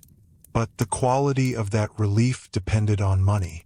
A wealthier traveler could pay for better lodging, better food, and perhaps more secure space. A poorer traveler might share crowded quarters, sleep near animals or strangers, and rely on the same dim light as everyone else. Even refuge had grades. Pilgrims experienced the nighttime landscape in a special way. Pilgrimage routes brought together people of different regions, classes, motives, and vulnerabilities. Religious travel depended on hospitality networks, churches, shrines, hospitals, and inns. Night could heighten devotion, but also danger. A pilgrim might trust in sacred purpose, but still need a lantern, a safe road, and a place to sleep before gates closed. Spiritual journeys were walked through material darkness. Merchants, too, calculated light. Goods had to be protected. Pack animals needed care. Accounts had to be kept. Roads had to be timed. A merchant arriving after dark risked theft, suspicion, or closed markets. Counting money by weak flame was not ideal. Inspecting cloth, grain, spices, metalwork, or livestock required better visibility than night usually allowed.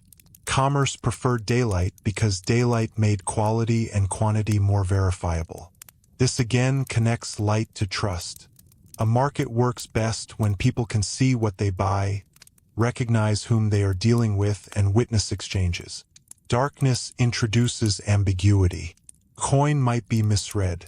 A measure might be disputed. A stain in cloth might be missed. A sick animal might look healthier in poor light. Medieval people understood that not all business should be done at night. Some things needed the honesty of daylight, but human need does not always wait for proper conditions. Debts were discussed in taverns. Bargains were whispered after hours. Stolen goods might move in darkness precisely because darkness weakened scrutiny. Secret meetings, illicit love, political plotting, religious dissent, smuggling, and ordinary misbehavior all found opportunities in the night. Lighting did not create these activities, but its absence gave them cover. The relationship between darkness and morality was therefore complicated. Preachers and moralists could associate night with sin, temptation, drunkenness, lust, theft, or demonic danger. There was practical experience behind those associations, but also symbolic habit. Darkness became a moral landscape. To move at night without good reason might invite suspicion not only because it was unsafe, but because honest life was imagined to belong to the day. Yet many honest needs were nocturnal. A woman in labor, a sick child, a priest carrying the sacrament to the dying, a guard on duty, a servant sent for help, a baker preparing early bread, a fisherman heading out before dawn, a monk rising for prayer, a traveler delayed by weather. The night was never purely immoral. It was a place where necessity, devotion, work, and danger overlapped. That overlap is what makes medieval lighting so historically rich. It forces us to see the night not as an empty background, but as an active social condition. Light was not merely a tool for seeing. It helped define who belonged, who was suspicious, who had authority, who had wealth, who was vulnerable, and who could move safely. The flame in a lantern was small, but the meanings around it were large. As the hours deepened, the street gradually quieted further. The last voices faded. The watch continued its rounds. Somewhere a hearth was banked too poorly and still smoked. Somewhere a candle burned beside a sickbed. Somewhere an apprentice, sent out too late, moved quickly with a lantern held close. Somewhere a gatekeeper listened for a knock after closing. Somewhere a dog barked into a lane no one could clearly see. And above all of it, the town waited in darkness, held together by rules, habit, fear, faith, and the fragile confidence that morning would make the world legible again. But before morning arrived, there was still another side of medieval night to understand. Not the public street and not the household hearth, but the places where light was deliberately intensified. The church, the castle hall, the workshop, the sick room, and the royal chamber, where brightness became a sign of power, sanctity, skill, or emergency, and where the struggle against darkness revealed the deepest inequalities of medieval life. That deeper inequality becomes most visible when we leave the darkened street and enter the places where medieval people made light perform a role larger than simple visibility. In such places, brightness was never only practical. It could announce holiness, authority, skill, wealth, urgency, or care. A flame might help a hand find its work, but it could also tell everyone in the room who mattered most, whose body was being protected, whose soul was being honored, and whose comfort was worth the cost of burning precious material into the air. The church was perhaps the most powerful example, because it turned the scarcity of light into an entire language. A medieval church was not evenly bright. It was a landscape of contrast. Stone columns rose into shadow. Side chapels might hold small islands of candlelight. A lamp might burn before the reserved sacrament. On feast days, additional candles could gather around an altar, a relic, a statue, or a tomb. The eye moved through dimness toward points of fire, and that movement was part of devotion. People did not merely hear that holiness was present. They saw it glowing. This effect depended on ordinary darkness. A modern church flooded with electric light can be beautiful, but it cannot easily reproduce the same emotional pressure of one flame in a vast dim interior. In the Middle Ages, a candle in a church did not disappear into general brightness. It stood apart. It trembled against stone. It caught on gold leaf, polished metal, enamel, jewels, painted surfaces, and the edges of carved faces. It made sacred objects seem almost active, as if they responded to the movement of air and the shifting attention of the worshipper. For a villager whose home might be lit by smoky hearth light, a church filled with wax candles on a major feast could feel like a different order of reality. This does not mean every church was splendid, or that every service was visually overwhelming. Many parish churches were modest. Their lighting resources depended on wealth, donations, local practice, and occasion. But even modest sacred light could matter when daily light was scarce. A small flame before a saint might hold more visual force than a larger flame would hold today. The material difference between wax and tallow mattered here. Beeswax burned more cleanly and carried a different status. Its use in worship was tied to ideas of purity and offering, and its cost gave it weight. When someone donated wax to a church, they were not giving an abstract symbol. They were giving usable brightness, something the community could see and smell and consume in ritual time. The candle did not merely represent devotion. It enacted devotion by burning away. This is one of those details that seems small until we slow down with it. A candle offered to a saint was a temporary object, but its disappearance was part of its meaning. It gave light precisely by being consumed. In a world where resources were carefully measured, that act carried emotional depth. The person who offered it might be asking for healing, protection, intercession, memory for the dead, safety in childbirth, success in travel, or forgiveness. The candle stood where the person could not always remain. It continued the prayer in visible form, at least until the wax was gone. Lamps before shrines and altars created a similar effect, especially when maintained over time. A continuously burning light suggested vigilance. It made a holy place feel watched, alive, and honored even when most people had gone. But such continuity required supply. Someone had to provide oil or wax. Someone had to tend the flame. Someone had to notice if it went out. The appearance of uninterrupted devotion depended on very ordinary labor. That labor often belonged to people whose names history has not preserved. Clerks, sacristans, monks, nuns, servants, parish workers, and lay helpers kept sacred lighting functional. They cleaned holders, replaced candles, trimmed wicks, prepared lamps, and watched for fire. A church could look calm and timeless to the worshiper, but behind that calm was maintenance. Sanctity had a practical schedule. The same was true of great religious ceremonies. Candlemas, Easter vigils, funeral rites, processions, and feast days all made special use of light. At the Easter vigil, for example, the contrast between darkness and new fire could become a powerful ritual drama. But even here, the drama was not cheap spectacle. It worked because everyone knew darkness. Everyone knew the relief of flame. Everyone understood, in their bodies, what it meant for light to appear.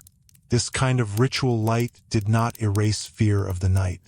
It gave fear a shape and an answer. In a dark church, a candle flame could represent divine presence, resurrection, memory, or protection. But the flame remained small. It flickered. It needed guarding. The theology was immense, but the material was fragile. That combination may be part of why medieval sacred light could feel so moving. It connected eternal hopes to a flame that could be extinguished by a draft. If the church made light holy, the castle hall made it political. A great hall at night could be arranged to display power through brightness. Torches, candles, cressets, and hearth fires could illuminate the high table, banners, vessels, tapestries, armor, and the faces of important guests. The Lord's position was often visually emphasized. He and his household sat where light, heat, food, and attention concentrated. Others stood or served in less privileged zones. Illumination helped map hierarchy. A feast by candlelight might look beautiful from a distance, but its beauty rested on contrast and labor. Smoke drifted upward. Flames moved in drafts. Servants crossed between light and shadow. Dogs waited near tables. The floor might be strewn with rushes or other coverings. Grease, Spilled ale, meat, bread, spices, and human bodies filled the air with scent. The hall glowed, but not evenly. This brightness was alive and unstable. It flattered metal and gold, but left rafters in darkness. To sit near the high table was to be more visible.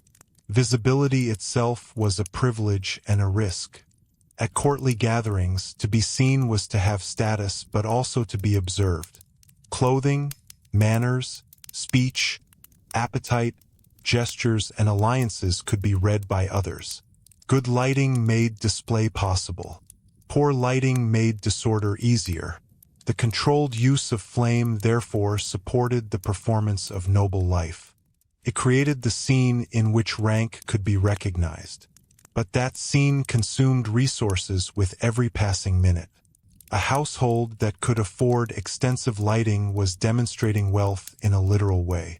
Wax melted, torches burned down, oil disappeared, wood collapsed into embers.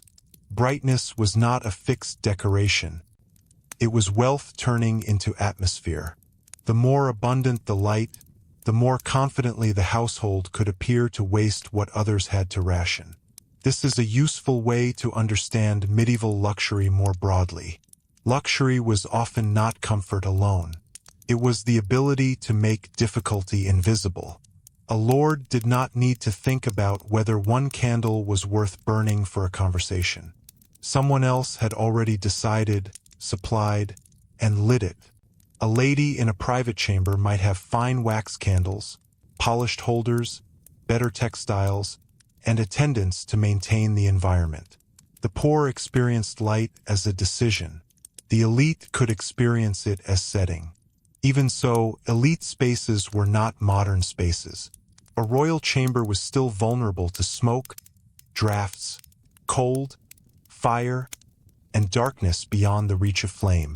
Tapestries helped insulate walls and soften interiors, but they also made fire a constant concern. Bedding, hangings, clothing, documents, and wooden furniture could catch. The more richly furnished the room, the more there was to protect. Wealth could buy more light, but also created more things that light might endanger. The private chamber reveals another dimension of lighting: intimacy. In a dimly lit room, bodies and faces are softened. Conversation becomes quieter. Servants may enter and withdraw. A candle beside a bed or writing table gives enough light for a narrow world. A page, a cup, a face, a hand, a prayer book. For elites, such lighting could create privacy and refinement. For poorer households, the same small circle of light might be shared by too many people for privacy to exist at all. Writing by candlelight was one of the clearest markers of privilege and necessity. To write required materials: parchment or paper, ink, quills, a stable surface, literacy, and light. A clerk, monk, administrator, merchant, or noble secretary working after dark was consuming not only candle fuel but also the attention of trained eyes. The page had to be protected from dripping wax and smoke. Shadows could interfere with script. The hand itself could block the light. Even the placement of a candle relative to the writer mattered. In administrative centers, the ability to continue written work after sunset could support power. Records, accounts, correspondence, legal documents, and household orders were part of governance. Light extended the working day of institutions, but only for those who could pay for it. A royal or ecclesiastical office could keep clerks working under conditions that a peasant household would never waste on routine tasks. Here again, artificial light widened inequality by extending the useful hours of the powerful. Workshops offer a different but equally revealing picture. Many crafts depended on light, and not all light was equally useful.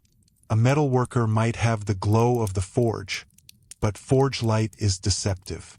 It illuminates heat and metal, but not necessarily fine surroundings. A jeweler or goldsmith needed sharp visibility. A tailor needed to see fabric and stitch. painter needed color judgment. A scribe needed steady light. A surgeon or barber needed to see flesh. The more precise the craft, the more punishing poor lighting became. There is an important distinction between light that is dramatic and light that is useful. Firelight can look strong while failing to show detail. A forge may blaze, but shadows leap. A torch may flare, but smoke and motion make careful work difficult. A candle may seem adequate until the task requires color, line, or depth. Medieval people understood this practically. They arranged workbenches near windows. They used daylight whenever possible. They reserved costly light for work that truly justified it. The chandler's workshop, where candles were made, sits at the center of this story like a quiet irony. The people producing light often labored among unpleasant smells and heated fats. Tallow had to be rendered, filtered, and shaped. Wicks had to be prepared. Dipped candles required repeated immersion and cooling. Wax required careful handling and was more valuable. The finished candle might illuminate a chapel or noble table, but its making was physical, repetitive, and sometimes foul. A candle also had to be stored properly. Heat could deform it. Rodents might damage materials. Dampness could affect supplies. Good wax was valuable enough to be accounted for carefully. In large households, supplies of candles and torches were part of the material infrastructure of status. In smaller homes, a few candles might be precious enough to save for special circumstances. Illness, guests, religious observance, dangerous tasks, or emergencies. Emergency light had its own emotional quality. When something went wrong at night, the household needed flame quickly. A sudden illness, a cry from the yard, an animal in distress, the smell of smoke, a knock at the door, a woman going into labor, or a child falling from bed could all require immediate visibility. But lighting a candle or reviving a fire was not instantaneous. The delay itself could heighten anxiety. Modern people can flood a room with light in a fraction of a second. Medieval people often had to coax light into being while uncertainty continued. That delay shaped fear. Imagine waking in darkness to a sound that should not be there. Before anything can be understood, someone must reach for embers, tinder, a rushlight, a lamp, or a candle. Hands search by memory. The body moves carefully. A spark must catch. A flame must steady. Only then does the room reveal whether the danger was real, imagined, or something in between. The first moments of fear took place before sight returned. This is why the sick room, the birth chamber, and the deathbed were so charged with light. In ordinary darkness, the body became difficult to read. In crisis, reading the body mattered. Was the fever rising? Was the mother bleeding? Was the child breathing? Was the wound clean? Was the dying person still conscious? Weak light forced caregivers to rely on touch, sound, smell, and experience as much as sight. Care was intimate because it had to be. The medieval sick room was not the brightly monitored medical space of the modern world. It might be a bed near a hearth, a curtained area in a larger room, a monastic infirmary, a wealthy chamber, or a poor household corner. The quality of light depended on status and setting. A monastery or elite house might provide better candles or lamps. A poor home might manage with firelight and one small flame. The difference could affect comfort, observation, and confidence, even if medical knowledge itself remained limited. In monasteries, infirmaries could be comparatively organized spaces, shaped by religious duty and institutional resources. Light there served care, reading, prayer, and routine. But even a well-ordered infirmary had to deal with fuel, smoke, winter darkness, and the need to preserve rest. Too much light could disturb sleep. Too little could make care difficult. The caregivers had to balance mercy with material reality. Childbirth at night reveals the same balance in a more domestic form. Birth attendants needed enough light to work, but the space also needed warmth, privacy, and calm. The medieval birthroom could include religious objects, charms or prayers depending on local practice, warm cloths, water, stools or bedding, and experienced women guiding the labor. If candles were used, they added both visibility and risk. A flame near cloth and straw demanded care. The arrival of a child in darkness was therefore surrounded by practical tenderness. Light enough to help, not so much carelessness as to endanger.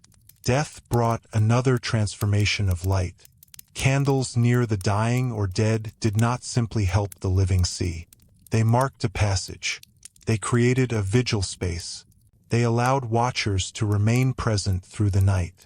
In elite settings, the display could be elaborate, with many candles around a body, a chapel, or a tomb. In poorer settings, the light might be far smaller, but still meaningful.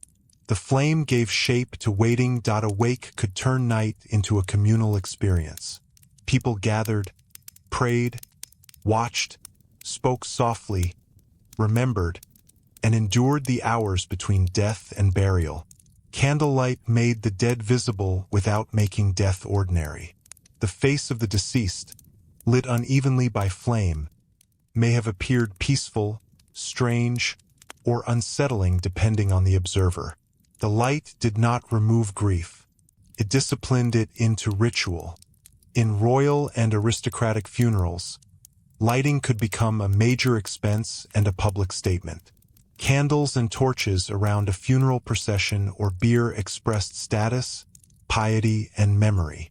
The dead person's rank continued to shine, quite literally, after life ended. But this radiance again depended on wealth. A powerful person could be accompanied by more light in death than many living households used in weeks. Inequality followed the body to the grave. The castle chapel and royal chamber often brought sacred and political lighting together. A ruler praying before candles was not simply a private believer. He or she was a public figure whose piety could support legitimacy. The light around the altar, the chapel furnishings, the costly wax, and the controlled atmosphere all helped present authority as ordered under God. In medieval political culture, the glow of devotion could also be the glow of power.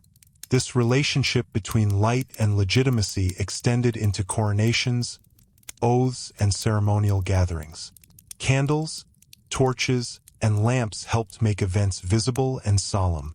They framed faces and objects.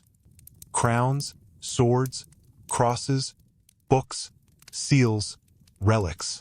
A dimly lit ceremony could feel intimate or sacred, but an important public act needed enough visibility for recognition. Power wanted witnesses, and witnesses needed light. Manuscript illumination provides a quieter but profound example of the medieval desire to hold light materially. The very word illumination carries the idea of light, and decorated manuscripts often used gold, bright pigments, and careful design to make pages glow. These books were not meant for the lighting conditions of modern screens or galleries. They belonged to rooms where daylight shifted and candles flickered. Gold leaf could catch weak light and return it as brilliance. A manuscript page opened in a dim chapel, a monastic library, or a noble chamber did not merely present words. Presented controlled radiance. The painted initial, the gilded border, the blue and red pigments, the image of a saint or king, all were part of a visual economy in which brightness signaled value. To own such a book was not only to own text. It was to own portable splendor that could respond to light. But producing that splendor required extraordinary labor. Scribes, illuminators, parchment makers, pigment preparers, binders, patrons, and sometimes entire workshop systems stood behind the page. Light was needed to make the manuscript, and then the manuscript was designed to catch light. This circular relationship is revealing. Medieval culture did not take brightness for granted. It invested in objects that could preserve and intensify it. Stained glass worked in another direction. It did not burn fuel, but transformed daylight. In a church, colored glass made the sun itself part of sacred storytelling. It solved a different lighting problem: how to admit light while also shaping its meaning. Glass could keep out weather better than an open hole and create an atmosphere of colored instruction. For a medieval viewer, biblical scenes in glass were not merely decoration. They were teaching, memory, and wonder carried by daylight. Yet stained glass also reminds us of the limits of night. When the sun disappeared, the window lost much of its power. Candlelight inside could not recreate the full effect of daylight passing through colored glass. A church that blazed with color in afternoon might sink into shadow after sunset, its images subdued.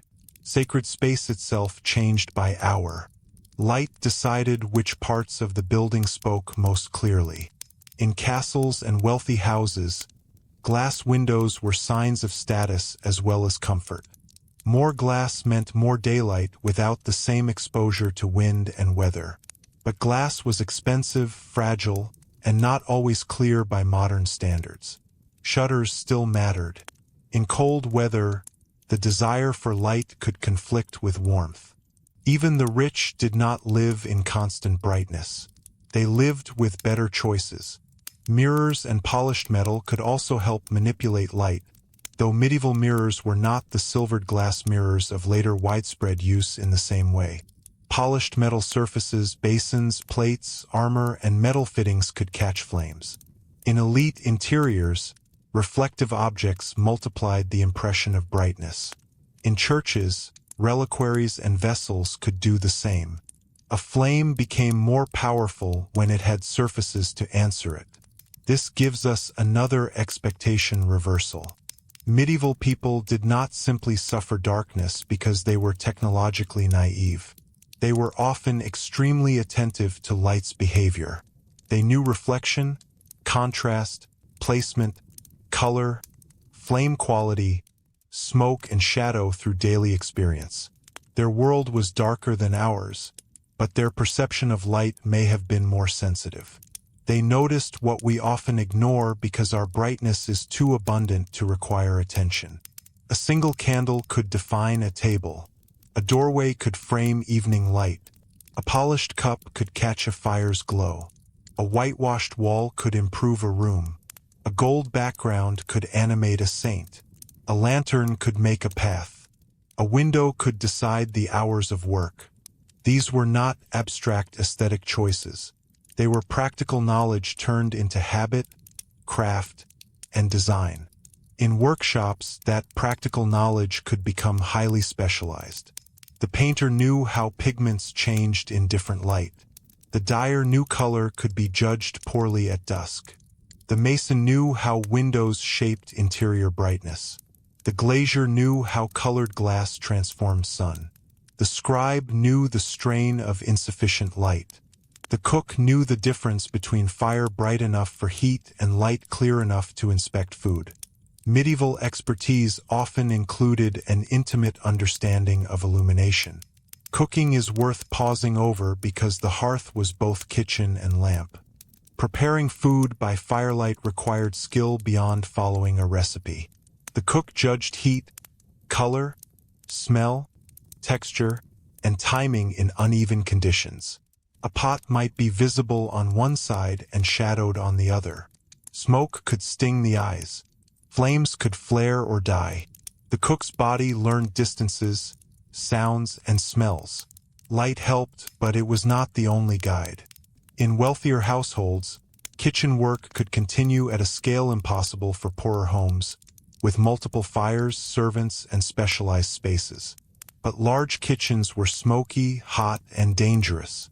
They needed light for speed and coordination, especially during feasts. Knives, boiling liquids, heavy pots, spits, grease, and open flames all moved through a tense environment. The dining hall might receive the beauty of firelit abundance. The kitchen absorbed much of its risk. This contrast between front-stage brightness and backstage discomfort appears again and again. The chapel glowed. Someone cleaned wax. The hall shone. Someone replaced torches. The noble chamber softened in candlelight. Someone trimmed the wick. The manuscript glittered. Someone strained eyes to create it. The patient was watched. Someone stayed awake. Light often made one person's experience calmer by making another person's labor more intense. To see medieval lighting clearly, then, is to see social structure. Who had the right to demand light? Who had to provide it? Who paid for wax? Who breathed the smoke? Who slept in darkness so someone else could read, feast, pray, or govern? These questions do not make the subject less beautiful. They make it more honest. And yet beauty was real. We should not reduce every candle to inequality or every torch to danger. Medieval people could find comfort in flame. A winter hearth could be deeply welcome. A church candle could console. A lantern on a dark path could feel like rescue. A hall lit for a feast could lift spirits. A vigil light could help grief endure the night. The difficulty of lighting did not prevent beauty.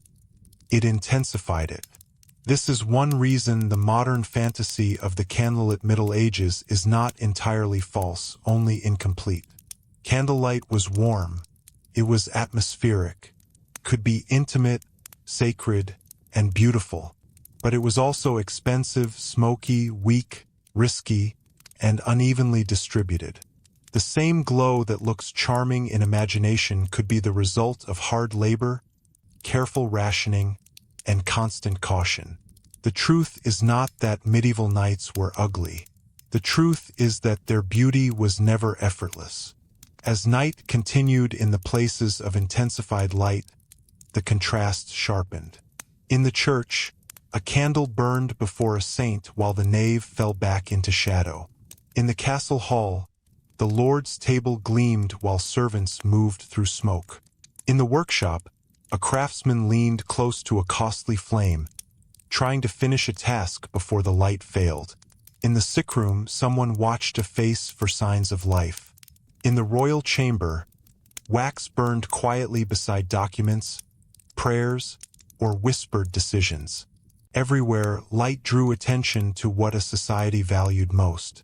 But beyond these enclosed spaces, another transformation was approaching, not sudden and not complete, but important. Across the later medieval and early modern centuries, towns, households, institutions, and technologies would slowly begin to change their relationship with the night. Better candles, more organized urban regulations, changing patterns of work, expanding trade in fuels and materials, and new expectations of evening activity would not abolish darkness, but they would begin to push against it in new ways. And to understand why medieval nights felt so difficult, we next have to watch how people gradually tried to lengthen the useful day. One wick, one lamp, one rule, and one costly improvement at a time. To watch people gradually try to lengthen the useful day is to watch one of the quieter transformations in human history. It did not happen all at once. There was no single evening when medieval darkness gave way to a modern night. Instead, there were small improvements, small ambitions, small habits becoming more common. A better candle here, a more reliable lamp there, a town ordinance requiring lights in certain places, a wealthier household using more wax, a workshop extending its hours, a city slowly learning that darkness could be managed not only by retreat, but by organization. But even as these changes began, darkness remained powerful. The later Middle Ages did not suddenly become bright. A street might have a few more visible points of flame, but it was still mostly shadow. A household might use candles more often, but still ration them carefully. A merchant might work later, but only at a cost. A church might stage more elaborate ceremonies of light, but outside its doors the night still waited, cold and practical.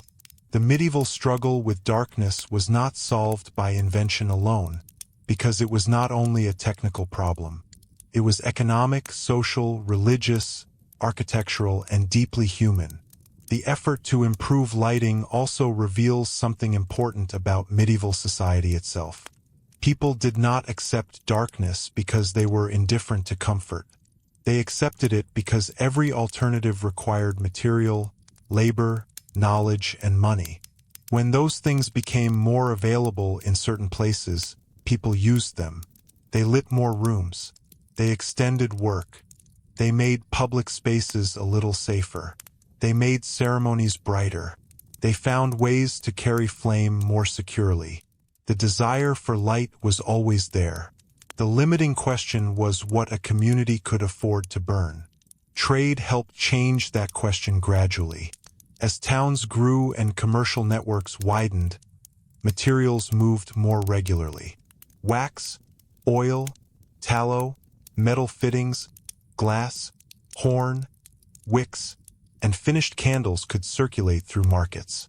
Specialized trades made lighting more reliable. Chandlers, metalworkers, glaziers, merchants, and household suppliers all contributed to the slow expansion of artificial light. A better lamp or candle was not just an object. It was the result of an economy able to produce and distribute it. Urban growth also increased pressure for better night management. A small village could rely heavily on custom, memory, and mutual recognition. A larger town needed more formal systems. Gates, watches, curfews, bells, regulations, and sometimes public or semi-public lights became part of urban order. The more people lived close together, the more dangerous unmanaged flame became, and the more troublesome unmanaged darkness became. Town life sharpened both sides of the problem. This tension did not vanish. More light could mean more safety but also more fire risk. More evening activity could mean more commerce, but also more disorder. More candles could create more comfort, but also more expense. Authorities had to think not simply about whether light was good, but where it should be used, who should provide it, and how it should be controlled. Night became something a town governed. In some places, residents might be expected to place lights outside homes under certain circumstances, or inns and important buildings might maintain visible lamps. The details varied, and the pattern belongs more strongly to later medieval and early modern urban development than to every village or town. But the direction is revealing. Communities began to treat nighttime visibility as a shared concern, not just a private household matter. A light outside a door could serve more than the person who paid for it. It could help a passerby, reassure a watchman, mark a dangerous corner, or signal activity. Still, the overall medieval night remained dim by modern standards. Even a better lit town would seem astonishingly dark to someone used to electric streets. The lights were isolated. They did not erase shadow. They created small zones of usefulness separated by uncertainty. People still judged distance by memory. They still avoided unnecessary movement. They still used sound to understand what they could not see. The night was being negotiated more actively, but it was not yet conquered. Inside homes, changes were also uneven. Wealthy households could adopt improvements first and most fully. They could purchase more candles, use better holders, invest in glass windows, maintain larger hearths, and assign servants to manage lighting. Middling urban households might gain somewhat better access to candles or lamps through markets. Poor households remained constrained by cost. For them, the old calculations continued: whether to burn, how long to burn, and for what purpose. This unevenness matters because it prevents us from telling a simple story of progress. History did not move from darkness to brightness at the same speed for everyone. A royal chamber, a monastery, a merchant's counting room, a craftsman's shop, a peasant cottage, and a city alley all belong to the same broad age, but not to the same experience of night. Some people lived in relative brightness while others still worked by hearth glow and rushlight. The Middle Ages were not one level of darkness. They were a hierarchy of light. The workshop is a useful place to see that hierarchy changing. As urban crafts became more organized and markets more demanding, extending productive time could matter. But lighting fine work remained difficult. A tailor, scribe, goldsmith, or painter needed light of a quality that cheap flame did not easily provide. Even if evening work became more common in some settings, the eye still paid the price. Fatigue, strain, mistakes, and accidents were part of the cost of pushing labor beyond daylight. This cost was not always recorded plainly, but it can be imagined from the material realities. A bent neck over a small flame, a shadow from one's own hand across a page, smoke irritating the eyes, a wick needing trimming at the moment concentration mattered. A winter evening when the air was cold away from the hearth, but the candle had to be placed where the task required it. The desire to work longer did not make the body less vulnerable to dimness. In the counting room, the same problem took a different form. Merchants and clerks needed to read figures, inspect documents, identify seals, count coins, and preserve records from flame and wax. The growth of paperwork made artificial light more important, but also made its dangers more serious. A single careless candle near valuable documents could destroy proof of debts, rights, agreements, or property. Light made administration possible after dark, but it also threatened the very paper it illuminated. This is a quiet irony of the medieval and early modern transition. The more written society became, the more it needed controlled light, and the more it used controlled light, the more it had to protect fragile written materials from fire. The expanding world of accounts, contracts, correspondence, and law depended on flames that could ruin it. Every candle beside a document contained that contradiction. In religious life, light also continued to grow in complexity. The late medieval devotion to images, saints, relics, chantries, and memorial practices often involved candles and lamps. To endow lights for the dead or maintain candles before an altar was to bind material brightness to spiritual memory. A person could arrange for light to continue after their death, if they had the means. This tells us something profound about how medieval people imagined care across time. Light could become a form of remembrance, but such remembrance was also unequal. The wealthy could fund more elaborate memorial lights, chapels, and ceremonies. The poor might offer a small candle when they could, or rely on communal prayers and parish ritual. In death, as in life, illumination reflected access to resources. The soul might be equal before God in theology, but the visible rituals surrounding the dead were often shaped by earthly means. This does not make the devotion insincere. It makes it human. Medieval people worked through the materials available to them. They turned wax, oil, flame, and time into prayer. They used light because light was precious, and precious things made meaningful offerings. The fact that the rich could offer more did not empty the poor person's small candle of feeling.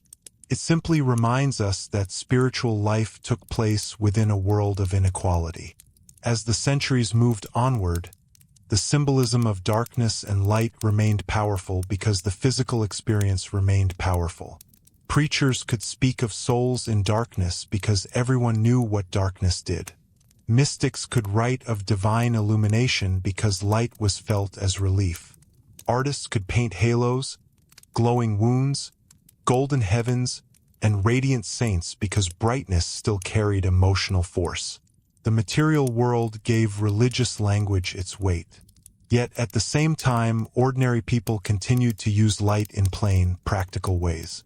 They rose before dawn when work demanded it. They carried lanterns to stables. They guarded fires. They walked by moonlight. They closed shutters. They saved candles. They sat in half-darkness when nothing urgent required flame. They did not spend each night thinking philosophically about light. They lived inside its limits until those limits became habit. And habit is one of the hardest things for modern viewers to reconstruct. We can understand intellectually that medieval nights were darker, but it is harder to feel how deeply that darkness shaped expectation. A person raised in such a world did not expect every corner to be visible. They did not expect streets to remain active and bright at all hours. They did not expect to read easily in bed.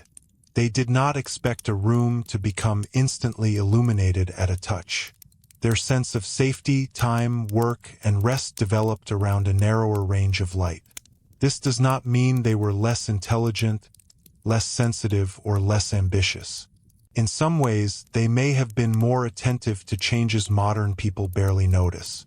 The thickness of dusk, the quality of moonlight, the smell of a candle burning badly, the difference between dry and damp fuel, the shape of a familiar room in darkness, the sound of someone walking carefully outside, the color of embers under ash. These were details that mattered. Modern brightness has made many of us visually powerful but less visually patient. We flood rooms with light and then stop noticing light itself. Medieval people living with scarcity noticed it more closely. A flame had personality. A window had value. A polished object could help. A shadow could conceal danger. The sun was not merely weather. It was working capacity. Dawn was not only beautiful, it restored the world. Dawn, in fact, may be the best way to understand the emotional rhythm of medieval lighting. After a long winter night, the first return of natural light did more than brighten the sky. It reopened possibilities. The room became legible. The street regained its edges. Faces became easier to judge. Work could begin properly. Animals could be checked without flame. Roads could be taken with more confidence. Markets could operate. Courts could hear. Craftsmen could see. The town emerged again from uncertainty. Mourning did not make medieval life easy, but it made it visible. And visibility itself was a kind of order. It returned people to the shared world. Whatever anxieties had gathered in darkness could be tested against sight. The mysterious noise became a loose shutter, or a neighbor's animal, or evidence of theft, or sometimes something worse. The important point is that daylight allowed interpretation. Night had delayed it. This rhythm of disappearance and return shaped culture. It shaped the value of bells, of prayers at daybreak, of seasonal festivals, of working hours, of hospitality, of curfew, of candle offerings, of fire safety, of household routine. The medieval night was not an empty interval. It was a recurring condition that forced society to organize itself around limited light. And this is why the familiar image of the Middle Ages as candlelit can mislead us if we let it remain too soft. Candlelight was real, but it was not abundant for everyone. Hearthlight was warm, but it was smoky and uneven. Torches were useful but dangerous and messy. Lanterns guided, but only in small circles. Church light was beautiful, but costly and symbolic. Noble brightness displayed power, but depended on labor. Poor light stretched household patience. Public darkness shaped law and fear. The difficulty of medieval lighting was not one single hardship. It was a network of small difficulties repeated across the day's end and the night's long hours. It affected the hand sewing a seam, the monk rising for prayer, the watchman crossing a lane, the mother tending a fever, the merchant counting coins, the servant replacing a torch, the priest standing beside a deathbed, the traveler searching for an inn, the child staring into the rafters above the hearth. All of them lived with the same basic truth. Light had to be made, guarded, paid for, and respected. That truth also explains why medieval people did not treat light as casually as we do. For them, light could be comfort, danger, wealth, holiness, labor, memory, and authority. It could gather a family, expose a criminal, honor a saint, guide a traveler, mark a death, brighten a feast, or burn down a street. Its meanings were rich because its presence was limited. Scarcity made light powerful. And perhaps that is the deepest reversal in this story. We often think of darkness as the dramatic part of the medieval night, the source of fear, uncertainty, and hardship. But in many ways, light was the more revealing thing. How people made it, who controlled it, who lacked it, who worked by it, who prayed through it, and who could afford to waste it. These questions open a window onto the whole structure of medieval life.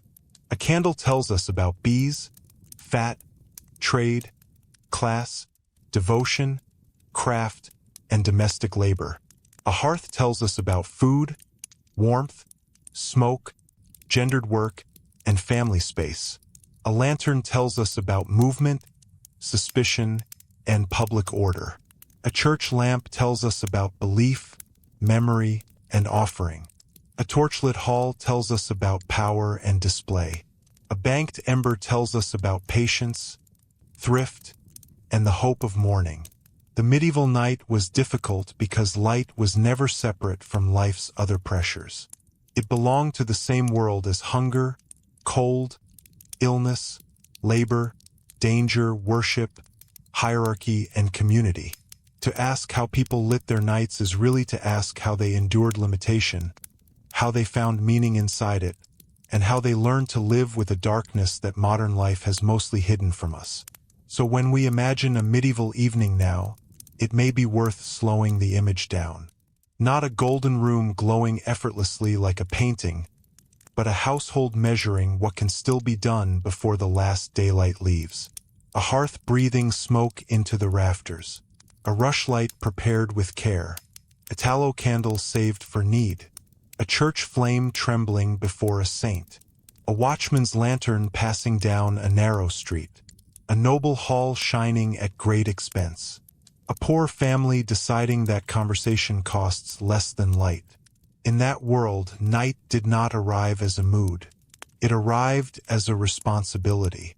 And every flame, however small, was an answer. Maybe the most surprising thing is not that medieval nights were darker than we imagine. It is that people built such full lives within that darkness anyway. They worked around it, feared it, used it, ritualized it, regulated it, and sometimes made it beautiful.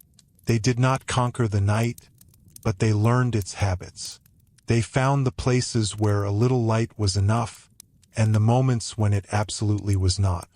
If one detail from this darker world stays with you, let it be the fragility of that small circle of flame. For a medieval person, it could mean safety, warmth, prayer, status, work, memory, or survival. For us, it is a reminder that the past was not simply a less advanced version of the present. It was a different way of living with limits. And perhaps that is what medieval lighting teaches best. That ordinary comforts are only invisible when they are abundant. The moment they become scarce, they shape everything. If you enjoyed spending this quiet time inside the medieval night, you're always welcome back for more calm, thoughtful history. And if you'd like, leave a comment with the detail you found hardest to imagine living through, whether it was the smoke, the cost of candles, the danger of fire, or the simple fact that darkness once decided so much of the day.